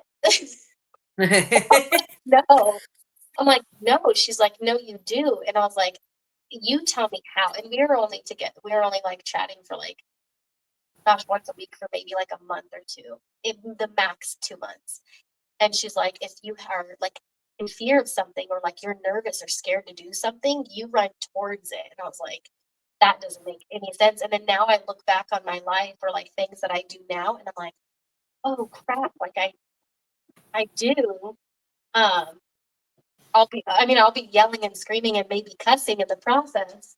He's just something else today, I'm telling you. That's a cat. That's what they Yeah. do. So, but yeah, like I noticed that in so many different things that I've done and do now that I'm like, oh, when I am like nervous or scared to do something, like I might be cussing, I might be like digging my feet in the sand, but I'm like, oh, I gotta do this. Like I have to like kind of get over that hump in order for like it to smooth out on the other side. I think Oh maybe yeah. I'll end up more disappointed in myself if I don't try. Say like I don't know, like public speaking, we'll say. Oh, well, the podcast. I wanted to start this thing for months initially when I started it. And then I talked to my therapist about it. And she said, why don't you just try recording yourself? Don't just talk. And I was Yeah. like, okay. And then I just started doing it. And I'm like, oh, if I don't do something because I'm scared to, I know that I'd be more disappointed in myself than just facing the fear. And so then I just go and do it, which I don't know if that's healthy. Yeah. No, it's actually fear is great. Fear is an excellent tool. You know, there's here's another great acronym for fear. It's face everything and rise. Like go right at it. Like, and that's what you embrace. You have that little like that those butterflies or that tenseness, that Yeah. fear. and then you feed off that. So you went and you did something because you were like, you know what, I was scared to do this, so I'm gonna do it. Yeah. How many people do that? You know what I mean? Like there's a select group of people that do, but there's a lot of people that I'm not gonna do that, or I'll never make that, or I'll never be this, or how do you know? You have to, if you're gonna win anything in life or any success, like especially with like people are always scared of failure. Failure's my favorite tool. I fail all the time. We have this negative connotation to failure. Failure is great. Failure's proving that you're still trying. And then when you finally do succeed, you're like, people only see that success. You're like, well, you know how many times I failed? It was like, what was it, Thomas Edison? So Oh, yeah. I don't know the exact quote, but it's something he had like over like 1,000 tries that he failed to make the light bulb. And Yeah. somebody said, "Oh, well, you failed 1,000 times making a light bulb," and he goes, "No, I know 1,000 ways that a light bulb doesn't work." And that was the mindset, and that's what you have to have. I'm looking it up right now. Failed 1,000 times of It's something. unsuccessful attempts. Yeah, it was something like that. It's a great quote. It's just like you look at these people that do amazing things, and like they had setbacks and everything else, but they just keep persevering, and that's how they win. Yeah. Yeah, it's like oh gosh, isn't there like a book about that? Like, I don't know. But it's like you become, is it like the hero's journey? I've heard of, That, yeah, I right? haven't, Like they yeah, get over that threshold, and then it's like they just become like this whole other person after. And that's what it reminds me of. It's like when you get past that fear or get past that hurdle that you're trying to get through, it's like some people will just stop and be like, kind of like fawn out and just be like, oh, I can't, I kind of feel stuck, or they'll just turn back and be like, oh, this is just how I am. And I don't know, I've never been that way. It is like what you said in the last chat, is it does fuel me in a sense. And I never yeah, realized that until therapy, that I'm like, oh, that's so weird, because I'm like thinking that I'm scared of a lot of things, or scared to do certain things, and yeah. I'm like, oh crap, I have been just doing them. Yeah, you still do it. It fuels you, and like as I always say, our like the biggest critics and the people that always are the ones that like doubt or whatnot are the people that they don't even want to step into the arena. They don't even want to like risk anything. Those Yeah, are the ones that always are going to be the ones with the biggest mouths. You're going to see anybody who's trying or doing something or failing or trying again and doing whatever they're trying to succeed at. 99.9% chance they're not going to go like, oh, well, say something negative to you, because they're doing the same thing. They see it.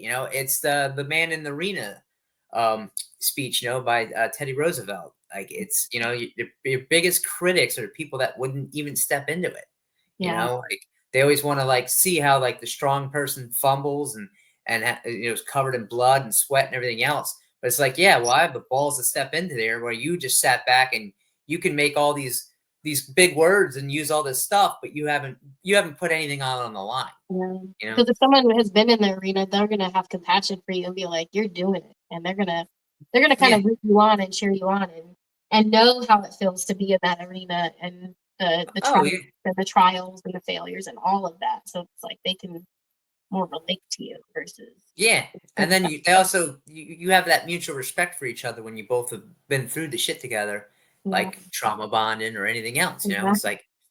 like listen, we both went through some stuff, or something as simple as like sports. Like we put it on the line, like we did as best we could, we tried and everything else. Yeah, with me, it's like I want to win all the time. I'm a winner. I love winning. Yeah, I hate losing, but do I lose? Yeah, I lose. Do I like it? No. Nobody likes losing. But the only way to win though, or lose, is you got to be in it. You got to play the game. yeah, because you're playing in order to feel that victory and that win, Yeah, and then, like and and it just that makes win. it so much Yeah, sweeter. It's like all I those was just gonna things. say that Yeah, that win is so much better when you've taken all these L's and you finally get it.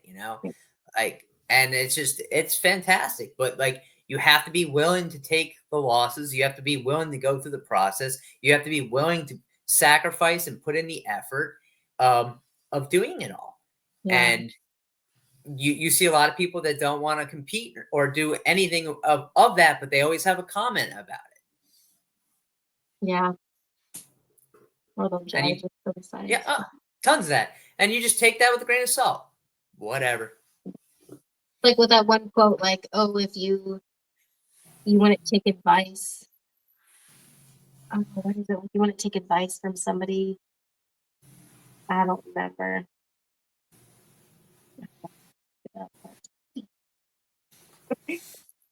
But yeah, I don't know. There's a quote about like not taking advice from certain people. I can't think of it, but yeah. Yeah. Like if they're not in the arena, they don't have the experience or like know that grit. Like they're not somebody that you want to have advice from. They don't have that wisdom and everything.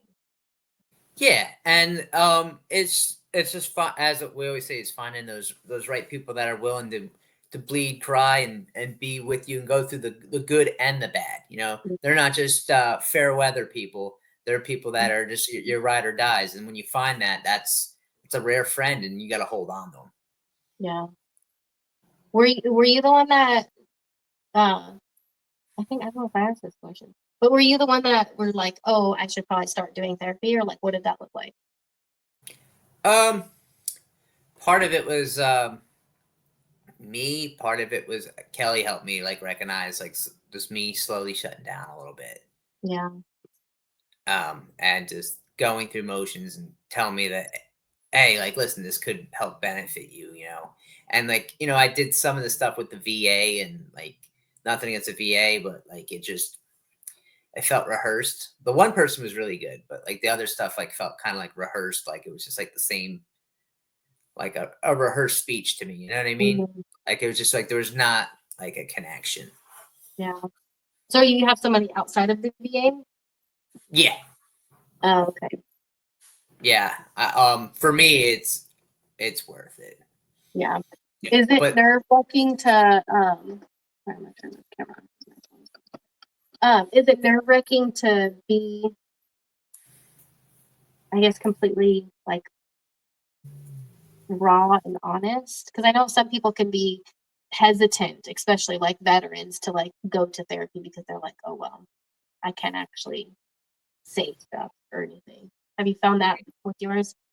no, no, like with my therapist, she's very open with me, and I'm very open with her, Yeah. and yeah, that's with any person that you talk to, especially with like you know professional help. You need to have that, and you need the like you have your like your first session is mainly just like getting to know each other a little bit and feeling Yeah. it, and then finding out like is this gonna work, and then like you know after a couple of them you're like all right yeah, and then once they really start getting to know you, that's when they start you know calling you on your shit, and like for me that's what I need to get called on my shit sometimes. Yeah. It's like building that trust with that person to call you Yeah, on it. yeah, you need that because Yeah. if you're not doing that and they're just going oh you're fine everything's great, it's like well why am I here? Yeah. It's like they have a responsibility. I mean, even with friends, I mean, we were talking about it like pretty much at church often is like that responsibility that we have as like, I mean, I think with any relationships that we have, like friendships and stuff, like we have this responsibility that we should be calling the people that we care about out. Like we should be calling them out on it, on things because it's out of love and like we want them to be better and the best versions of themselves. And so we should be calling them out. But also at the same time, we have to recognize if we are emotionally mature enough to receive that call out. And There's that, and then there's like the right time to do it too. yeah, There's also like the way you deliver that instead of just going straight like for certain people like you kind of have to be a little bit more cutthroat. For some other people you got to be a little bit more knowing the right time to talk about that situation yeah, too. It's yeah, finding somebody to like obviously you don't want to just call your friend out every second or like all this other stuff. You know what I mean? Like you don't go overboard with it, you know, but like on a certain like a big choice or like certain things, and if they ask you like your hey, what's your honest opinion? You know, and you don't really think it's a great idea, like you should say a little bit like, listen, like I'll support you whatever you do, but also I don't think this in my opinion it's not the best move, but it's also not my life, so you have to live your life according to you, you Yeah. know. And we're looking through our own prescription lenses, you know, while they have their other prescription. So I what might be good for me or bad for me, it might be good or bad for somebody else, like vice versa, you know. So to always say like this is a good idea or a bad idea, it depends on their circumstances, it depends on their situation, it depends on like so many factors. Yeah. Actually, you sound like you have, I mean, not just sound, but you have like so much wisdom. And I mean, for you, just like kind of only going to therapy for a few months, not that it has all like the credit due for you going to therapy, but you have such insight into so many different areas that it's like, it's just pouring out of you. I think it's great. Yeah, yeah, that's just life experiences too, you know, Mhm. like just you know, just all my family helped influence me, you know, like my mom, my dad, like all of them, my grandmother growing up, like I used to talk to my grandmother for hours. She was super insightful. She went through the Great Depression. She saw all kinds of stuff, so it's like she was just definitely a huge influence on me. Yeah. um and just like everybody I've ever met, even if I don't like them, they still taught me something. And learning that I can learn something from everybody was, I Mm, for me, was key. Like I learned that at a younger age, where I can pick up goods and bads from everybody and try to make it all into my own, you know. And that's something I try to pass on to people, wherever. Like it's just like if you can, like no matter what, you can pick up goods and bads, and you can pick up what to be or what not to be from somebody. If somebody's just a complete a-hole to you, you're like, you know what? I could, if I was in that situation, maybe I could recognize like maybe I shouldn't be that way. I should be a little bit better or whatnot.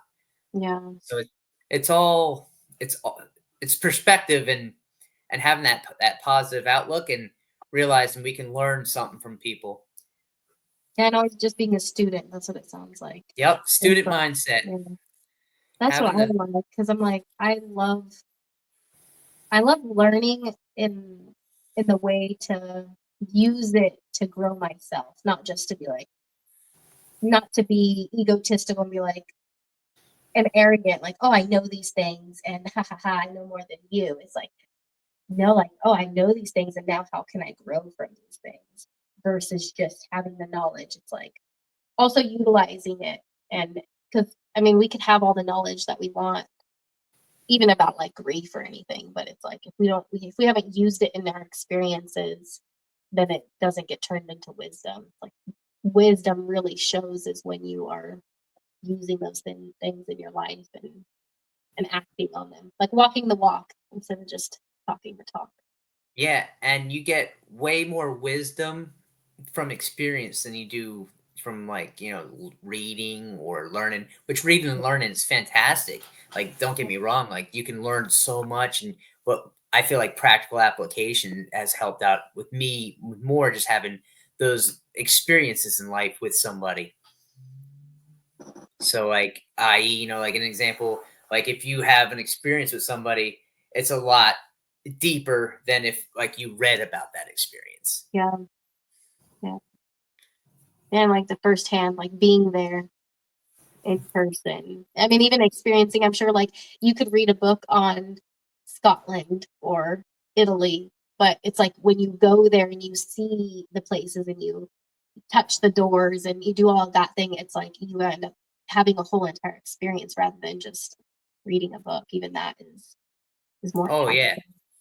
Yeah, like you'll remember the book, but like you'll remember that experience even more. Yeah, it's deeper. Yeah. Ah, Yeah. Like yeah. going up to like Edinburgh Castle, and I'm like, yeah, I've seen this in movies and I've seen this like in pictures, but walking through it, you're like, I'm gonna remember this a lot more than I'm gonna like remember the picture in the book. Yeah. Yeah. Pretty crazy.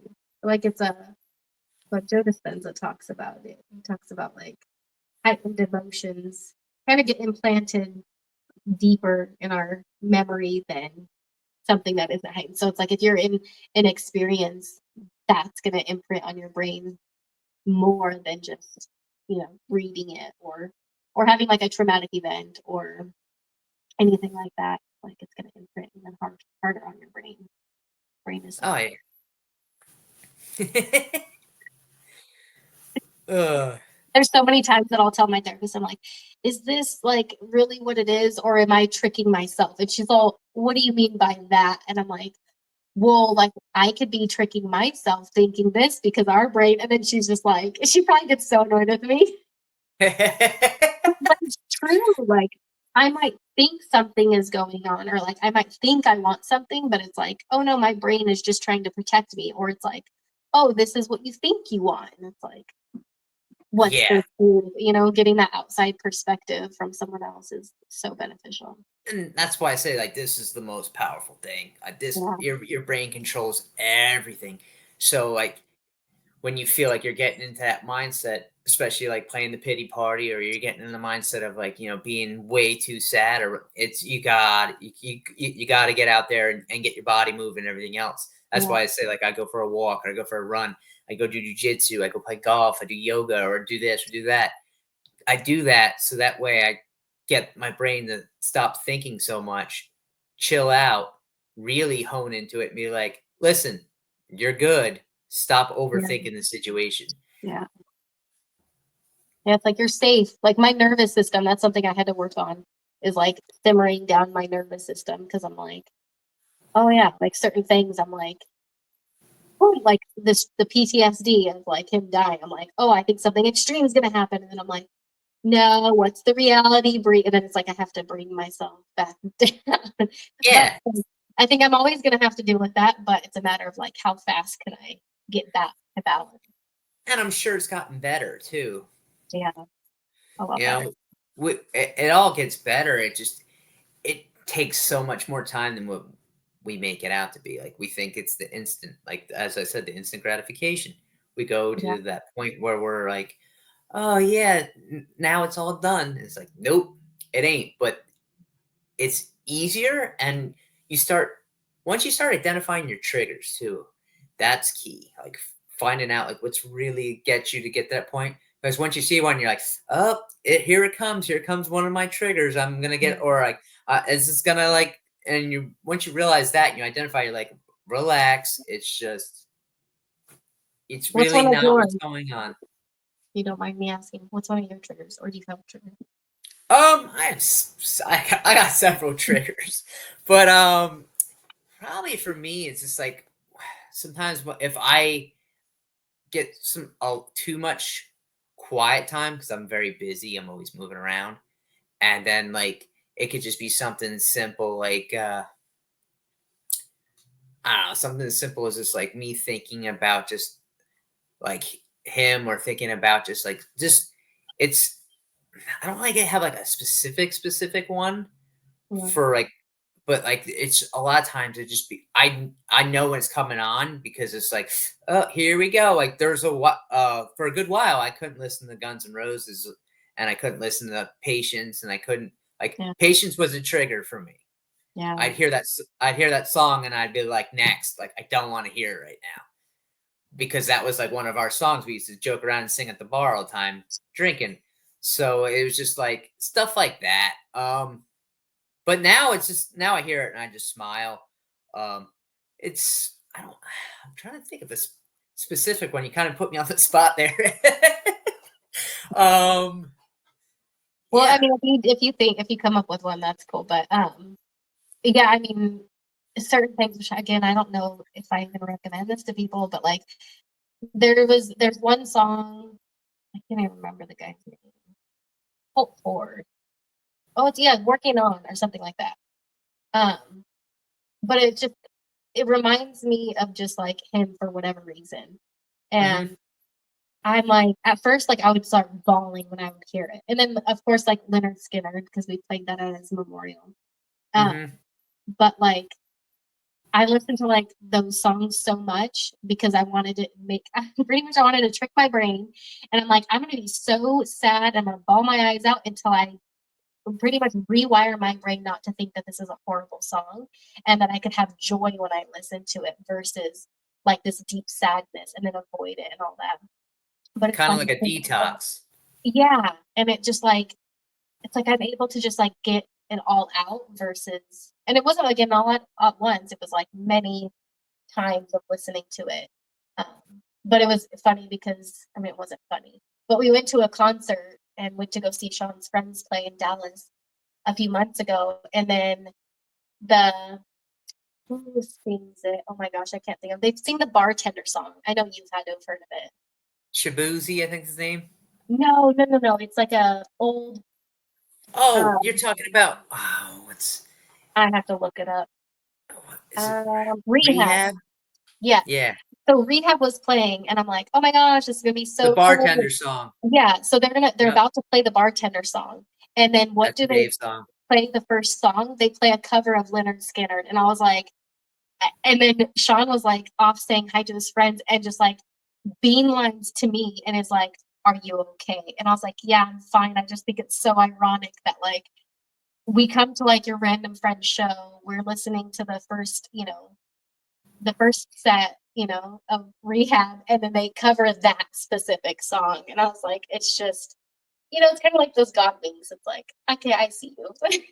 You're here. Oh yeah, It was just so ironic. But it was still like, oh, because then I was like, I wasn't thinking about him. And then it's like, oh gosh. Like, then it's like you're flooded with all the thoughts and all of it. But it was still a good time. But yeah. yeah. There's those things that they'll just come up like that. It just comes up out of the blue, or somebody will say something like just similar sometimes, and then it's just like, oh, are you sending me a message? And then like it's like, yeah, thanks for saying hi, but like I just don't want to. I don't know what the fuck I feel right now. Yeah. Do you try to avoid? Is that why you stay so busy?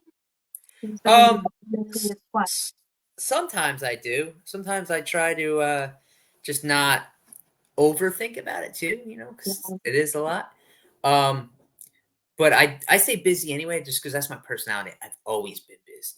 I'm Yeah. just I'm a on the move kind of guy. Like I got two modes. I got crash out, or like I'm going crazy like a dog chasing cars. Just like running Yeah. all around.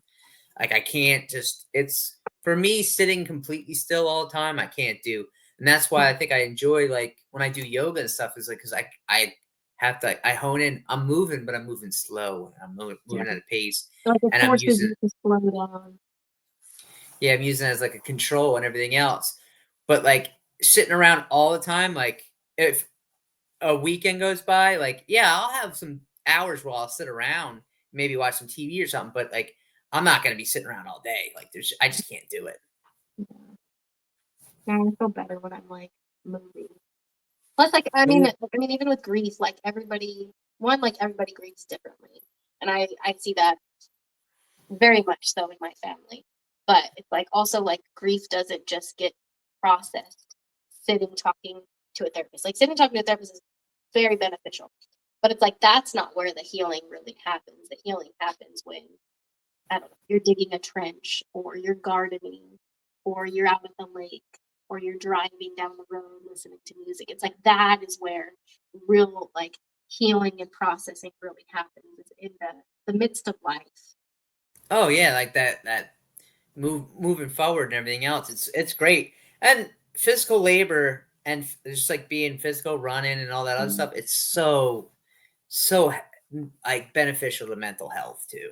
Like we didn't talk about just like mental health, especially after like with especially like COVID when they shut down a bunch of places and everything, and people were trapped in and suicides like were shooting through the roofs and everything else. Like so, the fact that people are getting out and being getting physical running.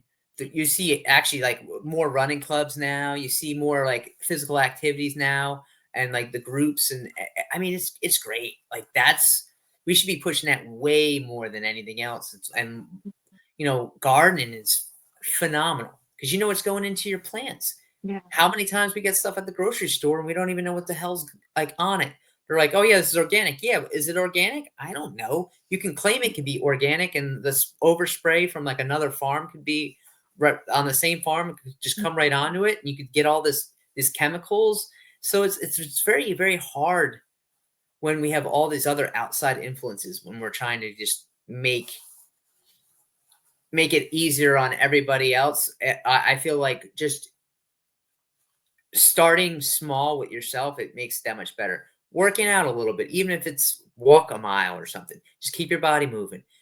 Try to eat as best you can. Like it's very hard because there's so much processed foods, but like getting rid of like those chemicals. Even if you just have a little garden, if you have a yard, a garden, just a little one, you just start small. Like have some tomatoes or something.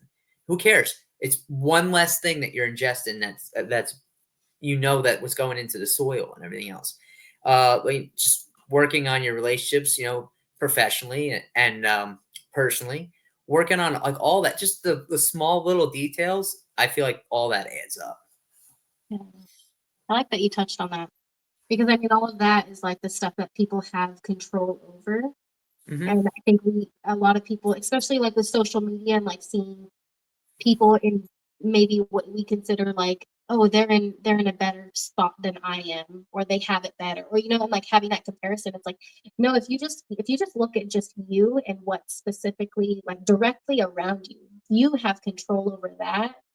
Start changing, start shifting those things and doing better in those areas, and then it's like your bubble is just going to expand outwards. It's like, I mean, me talking with you about this very vulnerable and having these discussions didn't just start today. Like it has been me doing that working out and me really working on myself and in my own little bubble. And then it's like, now I'm able to expand out further. And yeah, I like that. Because then if we just not focus on ourselves in a selfish way, but if we better ourselves, then eventually it's going to just impact everybody else.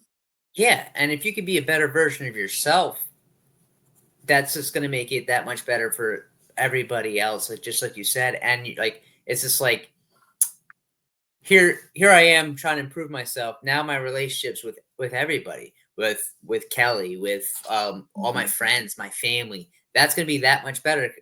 And you're not only helping yourself, that's going to gravitate more people towards you too. Like, oh look how well they're doing, or look at this. They put in this effort, and you can see the results and everything. So it's not only for yourself, it's also for all your relationships, which helps yourself in the long run. So it's all intertwined and beautiful. And if you could be a better version and help more people, and just like you said though, like it's not like I couldn't talk about the way I'm talking today 4 years ago, like right after David. Like there's no way I could talk like the way I'm talking now. But also it's a marathon, it's a long process. Everybody wants that sprint. You're never going to get that sprint finish. It's not a 40-yard dash where we're just running for 40 yards and be done. No, we got that long haul. So it takes time. It's baby steps. And then going, okay, I might be getting this high on the mountain or this far. And then you get set back a little bit. Yeah. And then sometimes you sit back again, and then you come back up a little bit. Then you go a little bit all over the place, just like that roller coaster effect, like we were saying. Have you felt that with your grief? Is like step backs and then? Oh yeah. I feel like that way with like almost everything in life, though. It's a lot of times, even success. There's times where you're like, oh, I'm just gonna do this, and I'm gonna do that, and everything's gonna work out a-okay. Yeah, that's a bunch of shit right there. No, it's like no, like you send out that signal to Murphy's Law, like something's gonna get fucked, and you just gotta instead of just sitting back and being like, oh, poor me. No, okay, what's the next step? Where do I gotta go? Okay, and then try going down that route, and then that route might get fucked over, and then you're like, okay, then I'm gonna go to this route, and you just keep pushing. It's that's what I'm always saying about like taking the L's. Just loving the process, because sometimes who we become during the process of success is actually more important than the success itself. Like the Mhm. whole end goal, like you get to the end goal and you're like, oh, okay, cool. But who you became to get to that end goal was way more important than really that end goal. Say that one more time, because I think everybody needs to. I need to hear it again, and I think everybody else needs to hear it. Oh, what, the process? Hmm. So yeah. So when so when we're getting to that process, you know, we have these setbacks and we keep going, and then we might have another one, and we continue and we get back to where we were, and we might get another level up and keep going. But who we become while we have these setbacks sometimes is way more important than that end goal to where we're really trying to reach. That was once I learned that, I was like, holy shit. Like that's deep, because then you really look at it and you're like, yeah, it really wasn't about the end goal. It really wasn't about that. It was more about who I became while I was trying to achieve that. And who I became while I was trying to achieve that is way better than I ever thought I would be. And that's actually more important than this, because that goal, because that one goal was one thing. Now that goal is done, you already obtained it. Okay, like that's cool. Now what's the next? So you're always thinking, but when you student mindset, as we always say, like have that student mindset, or like the, like, or here I'm gonna use jujitsu because I love jujitsu. Hmm. You're a white belt when you start, have that white belt mindset to learn and continue to learn and strive. Whenever I, teach an armbar, or I learn an armbar, or I learn something else, or I do this, even if I know I've seen this 1,000 times, I watch every little minute detail while whoever's instructing is instructing it, or while I'm instructing, I'm watching my details.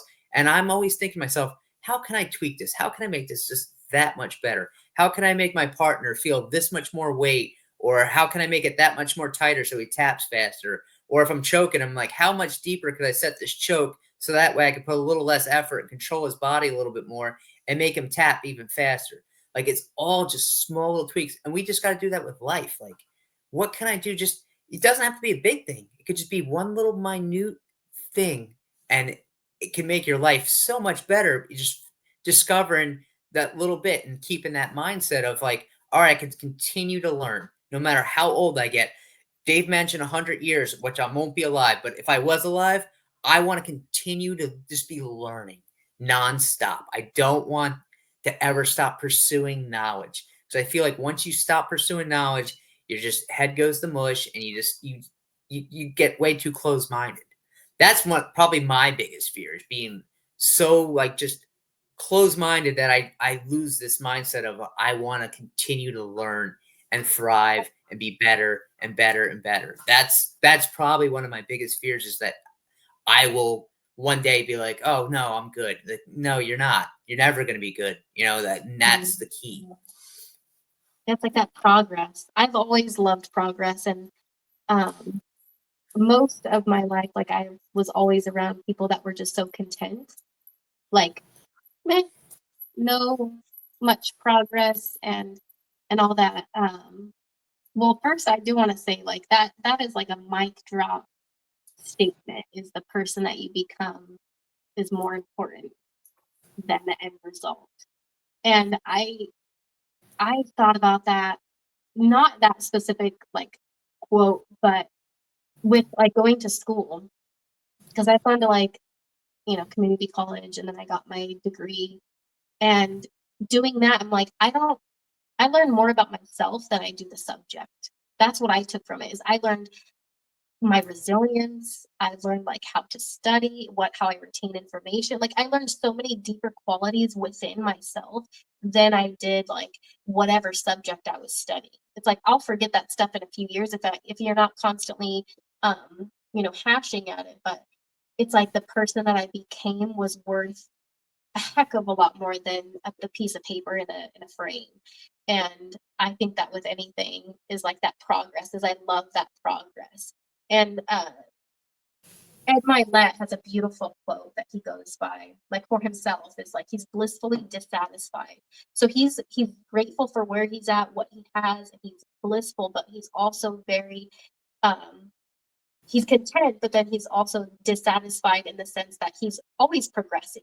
He's not just going to be, oh, I hit my peak and I'm good. And he's like, no, like I want when I die for me to meet the self that I was supposed that God had for me And I want to look at the same exact person that I am.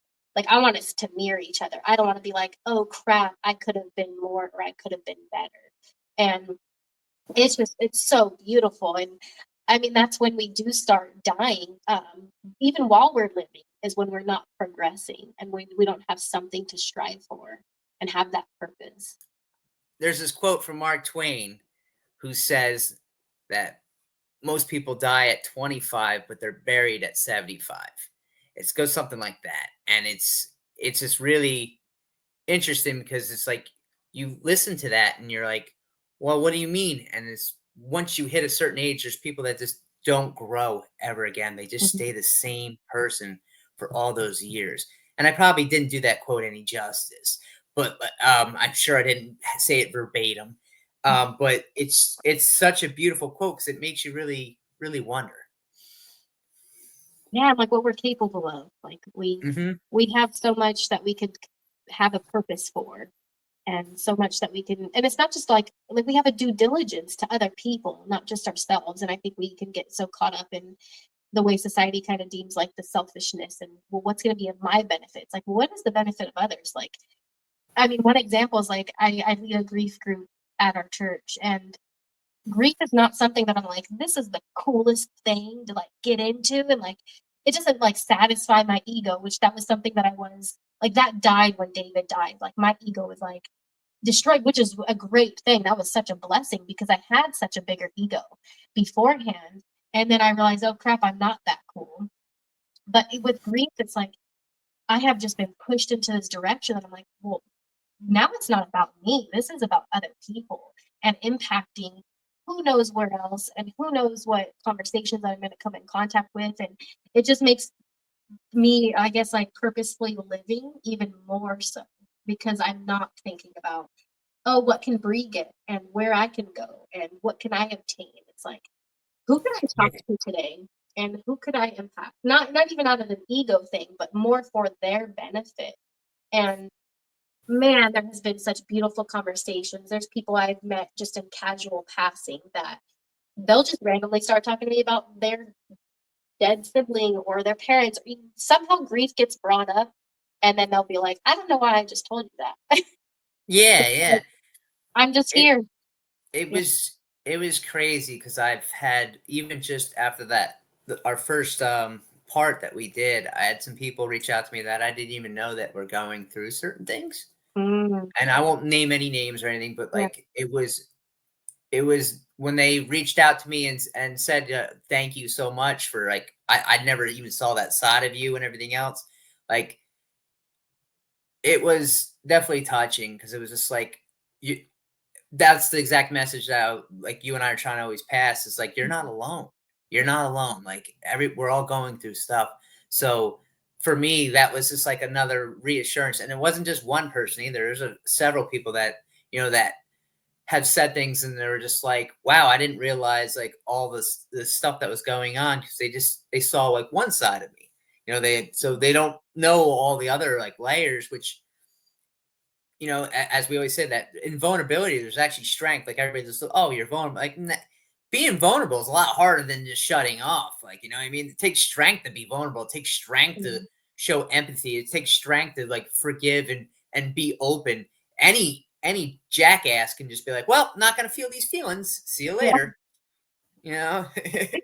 Yeah. I've been one of those. I was that way. Oh, I'm still one of them sometimes. Yeah. Yeah. I'm like, I was the angry one, and like, oh, like when I first heard he died, I'm like, what a dick. Like I was pissed and I was yelling and I was mad, and then like, but then other people they're dropping to their knees crying, and I'm like, oh no, I'll go fight him.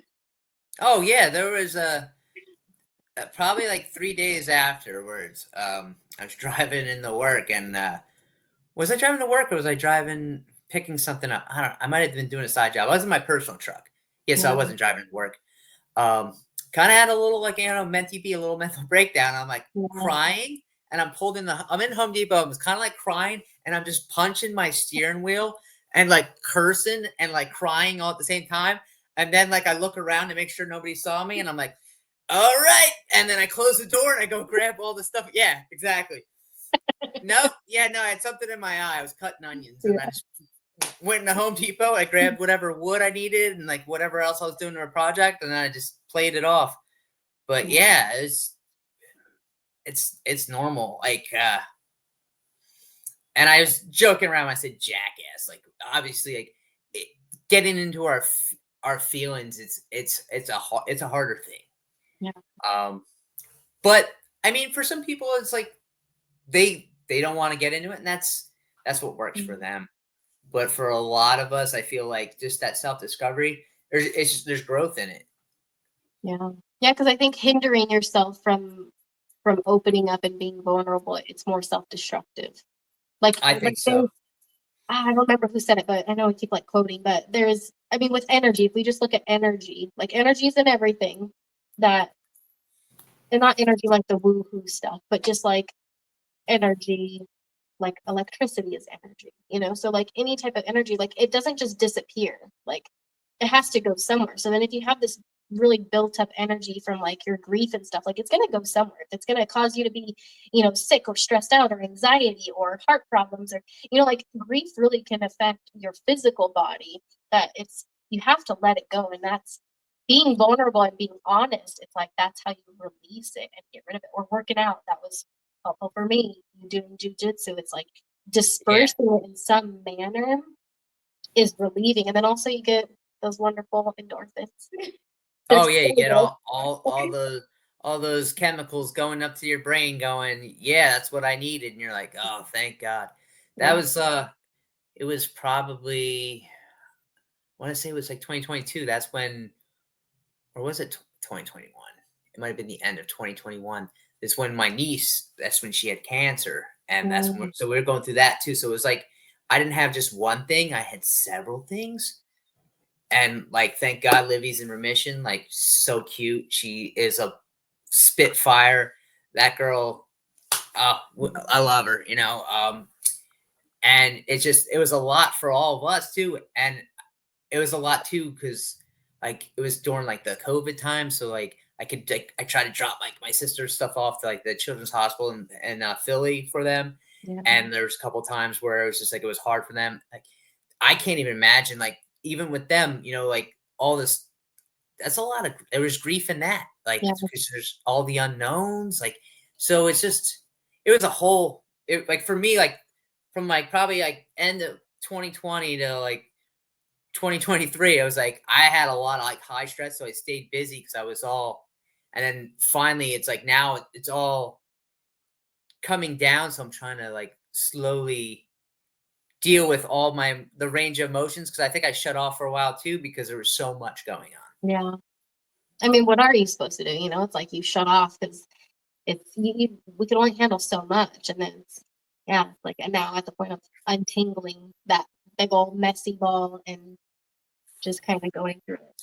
I do want to commend you, like, for coming on, and just even the first time, and then also like the second time, is because like you spoke up, that like, you're talking about having the impact and how many people have reached out to you, and that's the such great benefit of just being vulnerable and just being authentic and sharing how life really is, and not pretending like, oh, we all know what we're doing. Like, no, we're all winging it, and life has its sucky times. Like, let's talk about it, because then you get the blessings of now connecting with so many other people that are having sucky times, and reaching out to you and building this whole different type. It's like you build a deeper relationship with people, because then you get to know them on a level that you've never known about or never thought you would. Oh, absolutely. Yeah, it's you see, because I'm a fun loving poppy person. Like, I'm usually very like high energy and having fun, but this is also like the different side where I do have deep thoughts as well. And a lot of people are a lot deeper than what we think they are, but they just don't show it because you see the surface level stuff. And some days, like there's some days where I'm like, I don't want to get deep, like after today, like after we talk today, the rest of the day, I'm probably going to stay very surface level because I went real deep. So I'm like, all right, like I need some of that lightheartedness, like, cheeky toilet humor coming out, that ninth grade humor. But yeah, you can't shy away from those deep conversations as well, because that just leads to more like resentment and more just stuff that you're gonna have to deal with later. Like if you put it off today, it's gonna be waiting for you tomorrow. Yeah, that's what I say. I say, oh, it's like a volcano. Like it's gonna come out when you stub your toe. At least it does for me. Like I'll be like, Yeah. oh, I'm fine, and then it's like you stub your toe and you're just like, or you drop your cookie and it's like, wah, you know. Just like Um, you see that one final straw, and you're like, "Oh, I didn't think that was gonna break me, but that broke me." yeah, And it's sometimes we don't even know. Like when we were talking about triggers, like you don't even half time you don't know what's gonna trigger you or yeah, not or whatnot. But like there'll just be that one random thing, and then all of a sudden you're just like, "Whoa, whoa!" Whoa," and you can realize that you're starting to get that way. You're like, "All right, let me try to process." Sometimes you're successful. Sometimes you're like, "All right, I gotta go decompress." yeah. Yeah. And I think that's the amazing thing is like all the different stuff that you're doing too is like you're getting these tools in your belt to, it's not that we're never going to have those situations happen. We're never not going to have triggers. Like we're always going to have triggers at some point. It's like, oh, but now we are growing enough to be able to navigate them better when they do Oh happen. yeah, It's like, or even when green hits, like when we're just feeling it, it's like, well, now we know, like, oh, I'm just going to be a little bit easier on myself. Or, you know what, I need to go to the mat today. Or I need to go out to eat because I don't feel like cooking or something like that. It's like you're able to yeah, recognize what you need at those times. Um, yeah, yeah, and this giving was good. yourself that grace too. Yeah, Giving yourself the grace and acceptance and realizing even when you have like a bad day, well, like I say, there's not bad days, it's bad moments, but mhm, even when you have your bad moment where you have something that's like it, things just didn't work out or you got a certain way, there's it just takes just a one little thing and it'll turn right around. yeah, yeah, That's really the key, like you for me, it's like you can kick me down 1,000 times. I'm gonna get up 1,000 times. But realizing that you don't stay down. yeah, You just don't. What is it? We're quoting all day, like Rocky Balboa. It's not how hard you can hit, it's how hard you can get hit and get back up and yeah. keep There you go. going. And that's how winning is done. You know? And for some reason, they just like to knock me down a lot. So I just keep getting back up. Like it's just it sucks, but yeah, you're not gonna keep me here though. Yeah, that resilience, like Yeah. building up that resilience and overcoming it. Yeah, gosh, this we dove into a lot of different things today. That was great. Yeah, holy smokes, we're at 2 hours, 45 minutes. We were I spitting. I saw it at like 2:10, and I was like, oh crap! Like we're probably getting hungry for lunch. Yeah, yeah, I'm gonna have to get some lunch soon. Yeah.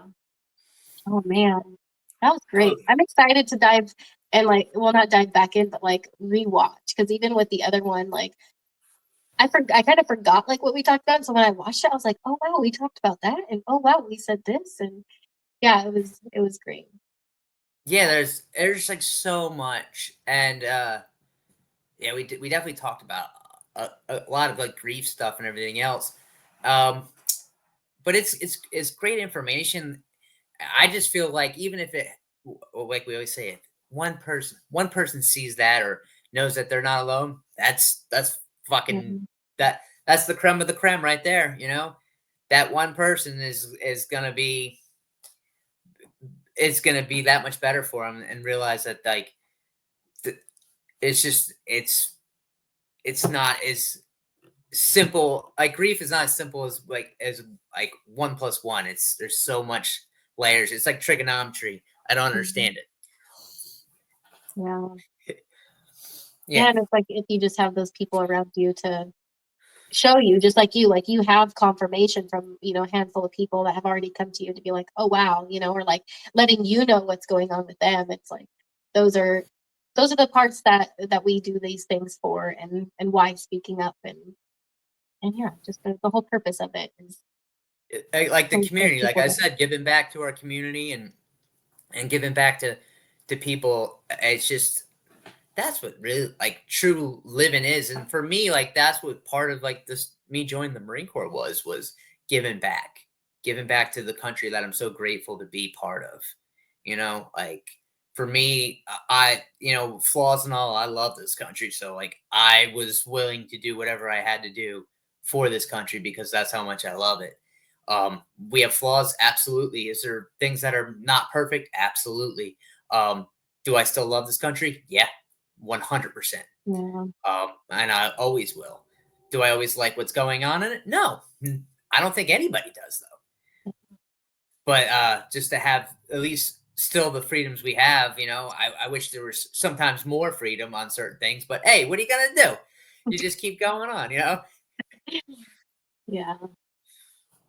That's a good thing to end on, is like the love of this country. Yeah, I fucking love this country. Like where else in the world can you do some of the things that we do in this country? There's certain things that we are blessed, and we have so much land and open fields, and I hope we keep preserving that. I hope we keep preserving like the American way of life.